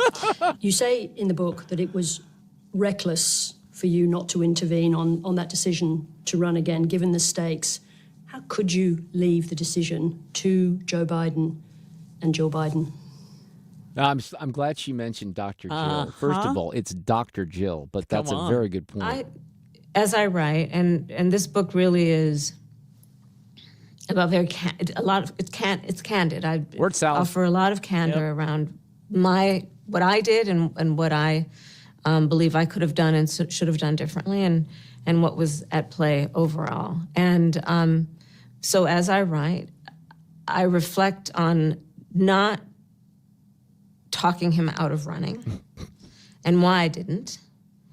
And I ask myself, was it grace or was it recklessness on my part? And I think it was reckless. Okay, so the narrative doesn't match up, right? It's either he was fine, KJP. He's anything. Kamala defended him too, but now I should have stepped in. Now, when I'm selling the book, you know what? I should have stepped in. You were one of the people in the room. And there were many, obviously, who were Of course, we understand that. And I say, but I go on to say that part of the reason I didn't is I don't believe in having a conversation for the sake of getting something off my chest. Sure. It's about making it productive. Okay, she goes on, blah, blah, blah, but then here's where it gets good. Wasn't Joe Biden then, to put it on him, wasn't his refusal to recognize his own frailties the reason that you faced a nearly impossible task?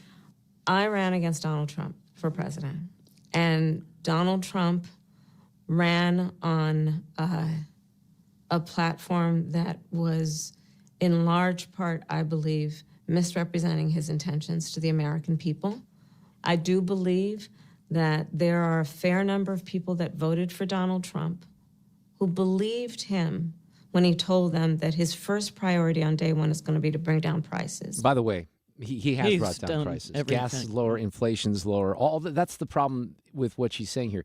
He's actually done what he promised. Yeah. That's the unique, say what you will about Trump, but he's doing what he said he was going to do. And he didn't. And you combine that misrepresentation of intention with also what was at play in terms of massive amounts of mis and disinformation. Now, forgive me. And Here we go. Allocated calendar in terms of the clock. I want to interrupt you because that is a world-class pivot, but it is not the question that I asked you, which is about Joe Biden's failure to recognize his own frailties and what that did to you. The question is about Joe Biden, are you still reluctant to criticize the former president? Nobody here in this country has ever asked a question with that tone to the vice president. She's gotten away with all of this, and then finally somebody says, hey, quit your BS. In what regard, please? Well, just in terms of that question. So you went on... What exactly would you like to ask? Be more specific, if you don't mind. Was it Joe Biden's decision, his failure to recognize his own frailties in that position that put you in the position that made it almost impossible to win that race? He was not frail as president of the United States. Okay, so this is where it doesn't match up, right? All of a sudden, he's not frail, but I should have stepped in. I regret what it doesn't make sense, Kamala. He had frailties. We all saw the debate. Thank you.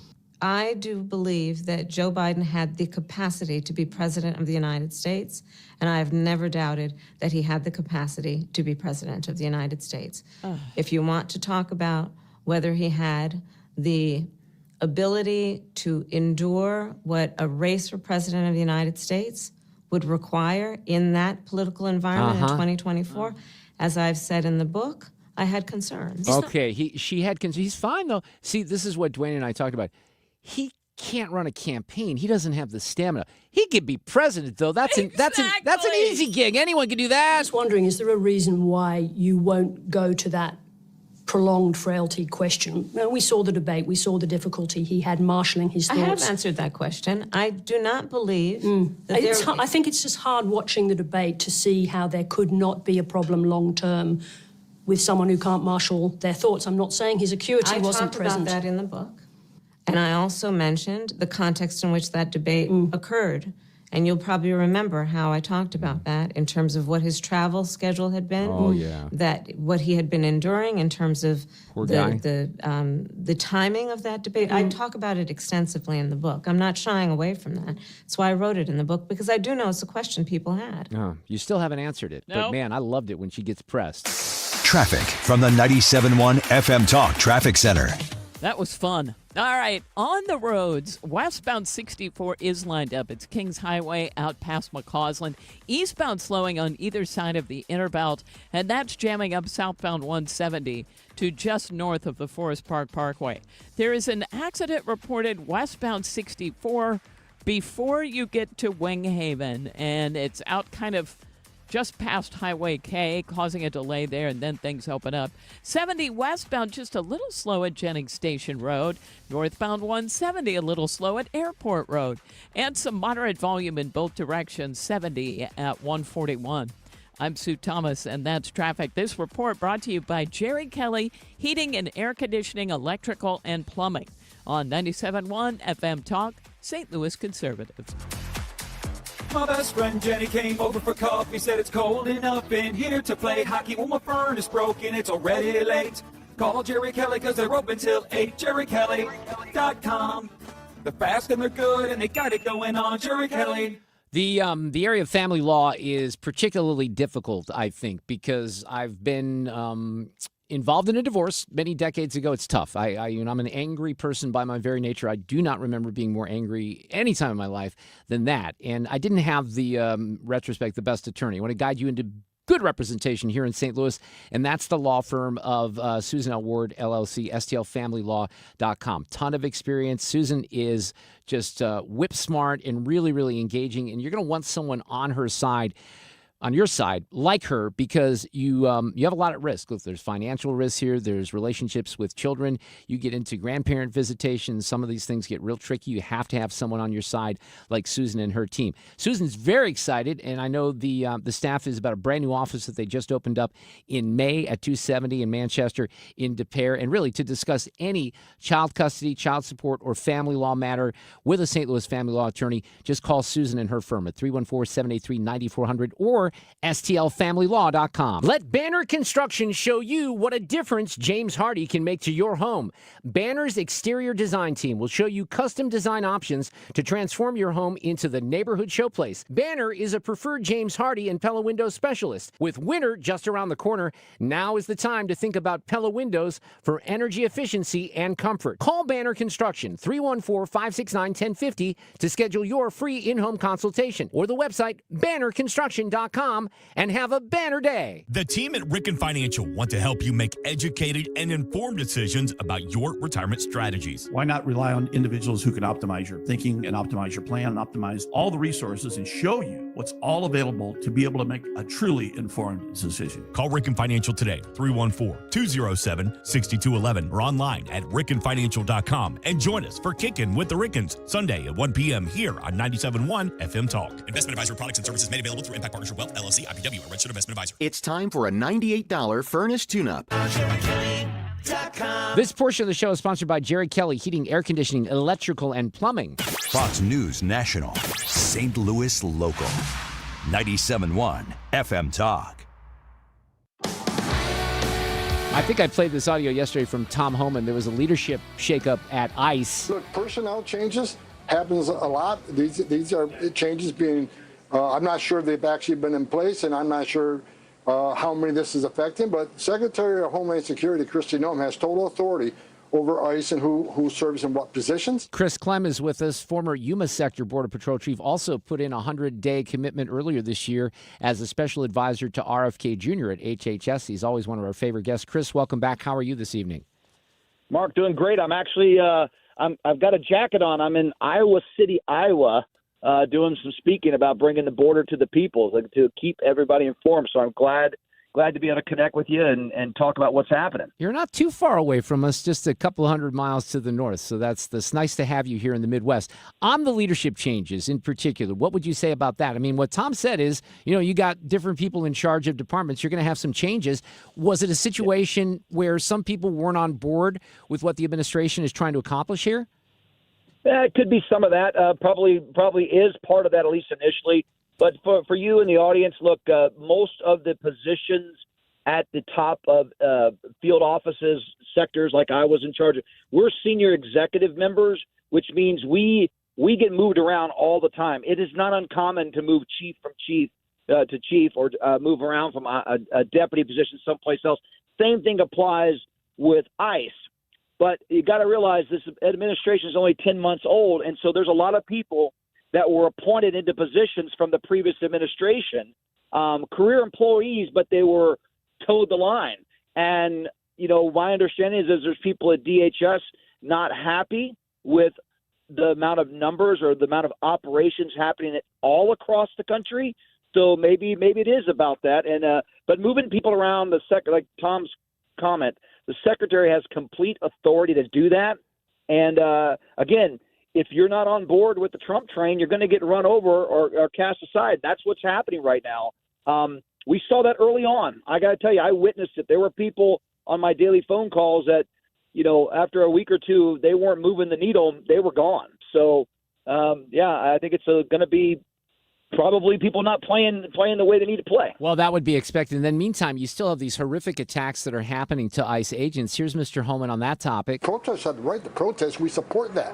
But when they cross that line and they're throwing weapons, throwing objects at ICE, assaulting ICE officers, or impeding their movements, preventing them from leaving a building with a detainee in their possession, that's where you've got to draw the line. I've said from day one, when you cross that line, you'll be held accountable. You'll be prosecuted. And, Chris, you basically have mayors and governors of the state right next to where you are and I am in Illinois basically making the case to do anything they can to not listen to ICE, to not obey orders, to attack ICE. I mean, they've encouraged violence to a certain extent in some of their rhetoric. And these poor agents, and I've told you before, I'm not really crazy about the ICE agents wearing masks. I wish that didn't happen. But I also understand the risks that they're under in their families because of being in situations like this. Yeah, no, I agree with you, and you and I have discussed the mask before, but it's gotten to that point because of exactly your point. You've got leadership at cities and at state level, and even Democratic leaders across the country that are encouraging this bad behavior. Again, I agree. Protest all you want peacefully, as the First Amendment grants you that right. But as soon as you impede, touch, spit, hurl an object, that becomes assault, and that is, you're going to get a consequence. And I got to tell you, I just saw something. I haven't been able to truly verify it yet, but I think there was a stay on that judge's order out of Illinois that basically said, told the Chief Bovino he has to report in every day, and give daily updates, all that kind of stuff. They basically, the Seventh Circuit Appeal said, nope, not happening. Interesting. So, that judge was going down a slippery slope, because you can rule constitutionality on a case, but to sit there and tell an agent what he or she can't do in a moment of time when the life may be on the line is dangerous, because the juries are instructed to see things from the eyes of the officer. And a judge is saying that, throwing tear gas, you don't know what those agents were facing. You're only getting one side of it from the complainant. And so I'm glad that things have gotten hopefully a little levity brought to, or some common sense brought back to it. Because Greg's doing a great job up there in difficult times. I know you're on short time, and you mentioned this event in Iowa. So when you do this event tonight, what is your messaging? What are you telling people? So, yeah, I part of my job now, since I've been retired, is with Americans for Prosperity. We bring the border to the people. There'll be 50, 60 people that'll be at some of these events. Sometimes there's 200 or 300. But I'm telling them what happened, what is currently happening, and I address current events around the country. Where we were, what's important about the big, beautiful bill, and codifying the law about the infrastructure and border security. And then we take some Q&As, usually an hour-long event, get to meet people. These are the grassroots folks that are going to go out there and petition and move policy and vote. I love it. When it counts and where it counts. So that's one of the things I do when I'm around the country. Dude, we got to get you to St. Louis somehow. That would be fun to have you here and do an event. I know. We got to talk about that. Chris, always great to have you on. You have a great week. Thank you. You guys. All right, take care. Traffic from the 97.1 FM Talk Traffic Center. It's another one of those moments, and this happens from time to time, and every so often the host does not look to his left where Sue Thomas typically is, and then she comes swirling through the door at the last minute like this. Ethan's opening the door. Susan is diving into her seat and her microphone, and she will have an amazing traffic report. I've done this more often in the 5 o'clock hour. Yeah. Well, because I'm trying to... believe it or not, I have something I want to cover here in the last segment. So, all right. What's happening is Mark's actually paying attention to when the brakes should be. Yeah, that freaked me out. And usually I don't. I blow it off, so I apologize. Go ahead. That's all good. Westbound 70, and it's not a bad commute. We've just got moderate volume at Jennings Station Road and a little bit northbound 170 at Airport Road, and then things open up. Now, 6440 is still lined up. It's Kings Highway out past McCausland, and again out at Highway K. The biggest red blotch I see on the map, which indicates slow-moving traffic, is on Manchester at Reese Road. So some slow-moving going on there and at 141. Southbound 55 looks good. 44 is in good shape, and we look great if you are headed into Illinois. This report is brought to you by Lakeside Renovation and Design. For over 25 years, they've been St. Louis's trusted choice for transforming homes inside and out. Windows, siding, kitchens, baths, outdoor spaces, quality craftsmanship, lifetime warranties. Go to lakesiderd.com. I'm Sue Thomas. That's Traffic 97.1 FM Talk, St. Louis Conservative. A few weeks ago now, it wasn't too long ago, we got to hang again, Mark and Annie and I, and many of you, with Thomas Helbig from the Retirement Advisory Group. That was our final seminar of 2025. We'll pick it up again in 2026. But there is no time than the present, like the present, to get in with the team at the Retirement Advisory Group and see what your retirement future holds. And we always say, look, if you're in retirement right now, maybe you're not happy with the way your money is going out the door, you're worried that you don't have enough to retire on. Get with Thomas and the team, learn their strategies, how they safely link to the market, meaning you're not going to lose your principal. They've had success with this decade after decade. You can read some rave reviews up on their website. You can attend a seminar if you so desire when we kick them back up in 2026. But why put it off? Go into the office. You get a free copy of their latest edition book, Your Key to a Worry-Free Retirement. They're going to schedule a meeting, sit down with you, talk about your ideal retirement. They'll come up with a plan using the Retirement Advisory Group plan, look at your financial system, determine your needs, and then you get a custom strategy. If it's not your deal, you go to someone else. There's no obligation whatsoever. But get signed up today. Go into the office, see what they're all about at the Retirement Advisory Group, 993-9494, retirementkey.com. 25 years of 97.1 in St. Louis. It's Jim Carafano. For me, 97.1 is always my sanity check. I live in the bubble. And when I talk to people in St. Louis, if it makes sense to them, then I know I'm okay. So can't wait to see what's ahead. Sponsored by Progressive. We make the claims process easy so you can get back on the road in no time. It's why over 43 million drivers trust Progressive. See for yourself at Progressive.com.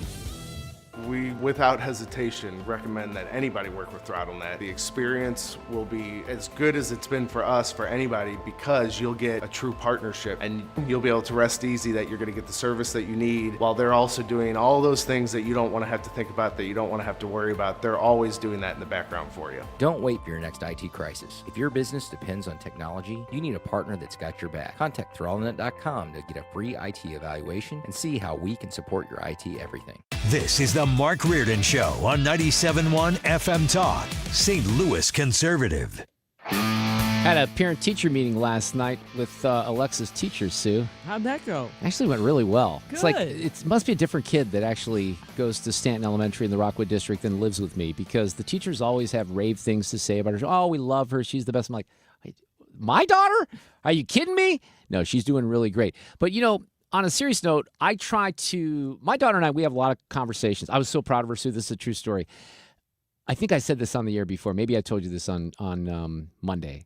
But we're in the car on Sunday, and I have Sirius XM up with all the football games because I want to listen to the football games, the NFL games, right? So what you see on the screen in the car is just the helmets of the teams. So I started doing a quiz. I'm like, what's that team? Cincinnati Bengals. Good. What's that team? Minnesota Vikings. She knew 85% of the damn NFL teams. My kids who are in their 20s couldn't do that. The only one she messed up was like the Panthers. Oh, that's and, confusing. The Jaguars and the Panthers. It's all the same They're weird big colors. Cats, right? Yeah. But in all seriousness, I have serious conversations with my daughter about the life that we're able to live in America, the greatest country on the planet, and the freedoms that we enjoy. And I'm not going to be able to even really scratch the surface on what I'm about to share, but it really is incredible. And I'll put it up on Twitter, and I'd love to get Maisa Alingjad on the show maybe next week. I'm off the next couple of days. But she wrote in the Free Press today. This is, and I don't even know if I'm pronouncing this woman's name right, but the headline of the piece, which is really incredible, is called "How the Country I Was Taught to Hate Saved My Life." Today, a judge will sentence the hitman Iran sent to kill me on American soil. It's proof that the country where I sought refuge protects the freedoms that I love. And this puts things into perspective, because you got gay people out there and, the alphabet mafia that are all on the Palestinian side, not recognizing that Hamas would throw you off the top of a building, behead you in front of your loved ones, and burn you alive, right? Because you're gay. But they don't think about those things. But what she writes in here is, growing up in a tiny village in northern Iran, I learned to chant "Death to America" at age, you want to guess? Age 7. Dang. Along with all the other school children. In the ideology of the Islamic Republic, America is the monster, the great Satan, the other. Every morning, we scream those words until our voices cracked, not out of conviction, but because not joining in was dangerous. At home, our black and white television, she says, I watched hours of programming in which bearded clerics warned women that if a single strand of their hair revealed itself under their hijabs, they would be condemned to hell for eternity. But there was no need to wait for the afterlife to taste punishment. As a teenager, she says, I was beaten by the regime's morality police for freeing a few strands of hair and for daring to wear my headscarf a little too loosely. I was jailed for the crimes of writing political slogans and handing out pamphlets that questioned the Islamic regime. In a prison cell, I learned how dangerous truth could be in the Islamic Republic. And she kind of tells her story, and it goes back to 2005. After she was, an adult, she became a journalist, and she was covering Parliament there. But she says before anyone had even read her writing, her appearance caused controversy. A lawmaker threatened to punch her senseless because a few strands of her unruly curls, as she describes them, had escaped from my headscarf. He would have carried out his threat had he not been stopped by other officials and journalists. Later on, when I wrote about corruption among the elected members, I was expelled from my post. It was 2009, and I was hopeful that a change for the better would come through the ballot box, but I felt a sense of hope and danger unlike anything before. A few days before the election, the regime's intelligence officers called me in, threatened me, and forced me to sign a pledge promising to not report on the election. When I ignored the warnings, my car was vandalized, the perpetrators left a calling card, a single handcuff hanging from the driver's side door handle. And she admits that night when that happened, she couldn't sleep. She says she stared at the ceiling, going over her options and realized that staying silent would not save me. She said, I had to choose, stay in Iran and risk prison or death, or leave and keep my voice alive. What did she do? She left, of course. Yeah. And she says, like thousands before me forced into exile, leaving my birth country felt like tearing out a part of my soul. But exile gave me freedom. Here in America, I could finally breathe. I could speak out without fearing the midnight knock at my door. Slowly, I learned that I didn't have to look over my shoulder anymore. The realization, as simple as it sounds, was revolutionary. Wouldn't it be nice to have all the pro-Hamas American haters, all the people that went to the No Kings rally, read this story and hear about how real freedoms are taken away and how great we have it in this country? I even tell my daughter, even compared to Europe, and you know you love Europe. You've been there before. I love Paris, and I grew to really, really become a fan of Barcelona. But their rules are different over there. They do not have as much freedom as we do. Canada, same thing. You know, maybe do we take our freedoms too far? Yes, and I'm glad we do, because we should have freedoms. That's what this country was based on. So she even says, though, it took a while to adjust to my new life. Even though I was free, I still held on to certain habits. For instance, I used to wear a hat to cover part of my hair as a token gesture to my parents' religious beliefs. I still remember the day I took off my hat to host my Voice of America show. I half expected to be beaten by a barrage of batons. When I landed in New York in 2009, I wasn't chasing the American dream. I was simply seeking safety. Naturally, I experienced some culture shock as I came face to face with aspects of ordinary life that many Americans take for granted. This is interesting. This is where you get into the, man, people are different, right? And even, I talked about this issue yesterday with New Jersey, still forcing you to not be able to pump your own gas. They culturally in New Jersey, Sue, are kind of proud of that, as weird as that is to us. But she says on the subway, she's in New York, right? On the subway, I sat down next to a man. No one gasped. No one stared. No one told me to move. You understand what was happening there? In Iran, the simple act of sitting beside a man who isn't family could have earned her a stern lecture on morality, a slap to the face, or a ride in the morality police van. Good grief. Then she says, another revelation. I was watching the Brooklyn Nets play in the Barclays Center. In Iran, I was banned from doing something as simple as watching a basketball game for the crime of being a woman. It was the little things that added up over time to a sense of freedom. And she goes on here and she talks about how she grew up believing music was dangerous. Women are not permitted to sing in public in Iran. She's in Manhattan and she starts to hum and then sing out loud, unpunished and unnoticed. I mean, think about all this. And then the story wraps. I have to get to the end of the show here, an audio cut of the day. But in 2021, the FBI comes in and says that she was a target of a kidnapping plot. And the Iranian intelligence operatives hired PIs to surveil her, camped outside of her home. They tried to kill her, but the FBI got involved. And I don't know what the sentence was today, because today was the sentencing day. And she wrote about that in the Free Press. I'm going to put it on Twitter. You know, all these little punk kids who don't have an appreciation for the freedoms that this country affords them each and every day, this should be required reading. It's a little bit above the level maybe of a fifth grade class. But I'm going to tell you right now, I'm going to read parts of that my daughter will easily understand. You mean there are people in other countries that can't even watch a basketball game? That's right. Or sit next to a man? Yes. And there are also people in this country who believe in that crap, like the next mayor of New York, unfortunately. Yep. I mean, think about it. That's what's frightening. All right, I got to do this here. Stand by. Playback ready. Now, the audio cut of the day. I've used a lot of audio, so I'm going to keep it rather simple today. Harry Enton over on CNN, they so desperately want Harry to come in and say, you know, the GOP is getting its ass kicked on this shutdown deal. Trump's in real trouble, right? The Democrats are winning. Except it hasn't. If anything, it's been helped a little bit. Take a look here, the shift in net popularity versus pre-shutdown.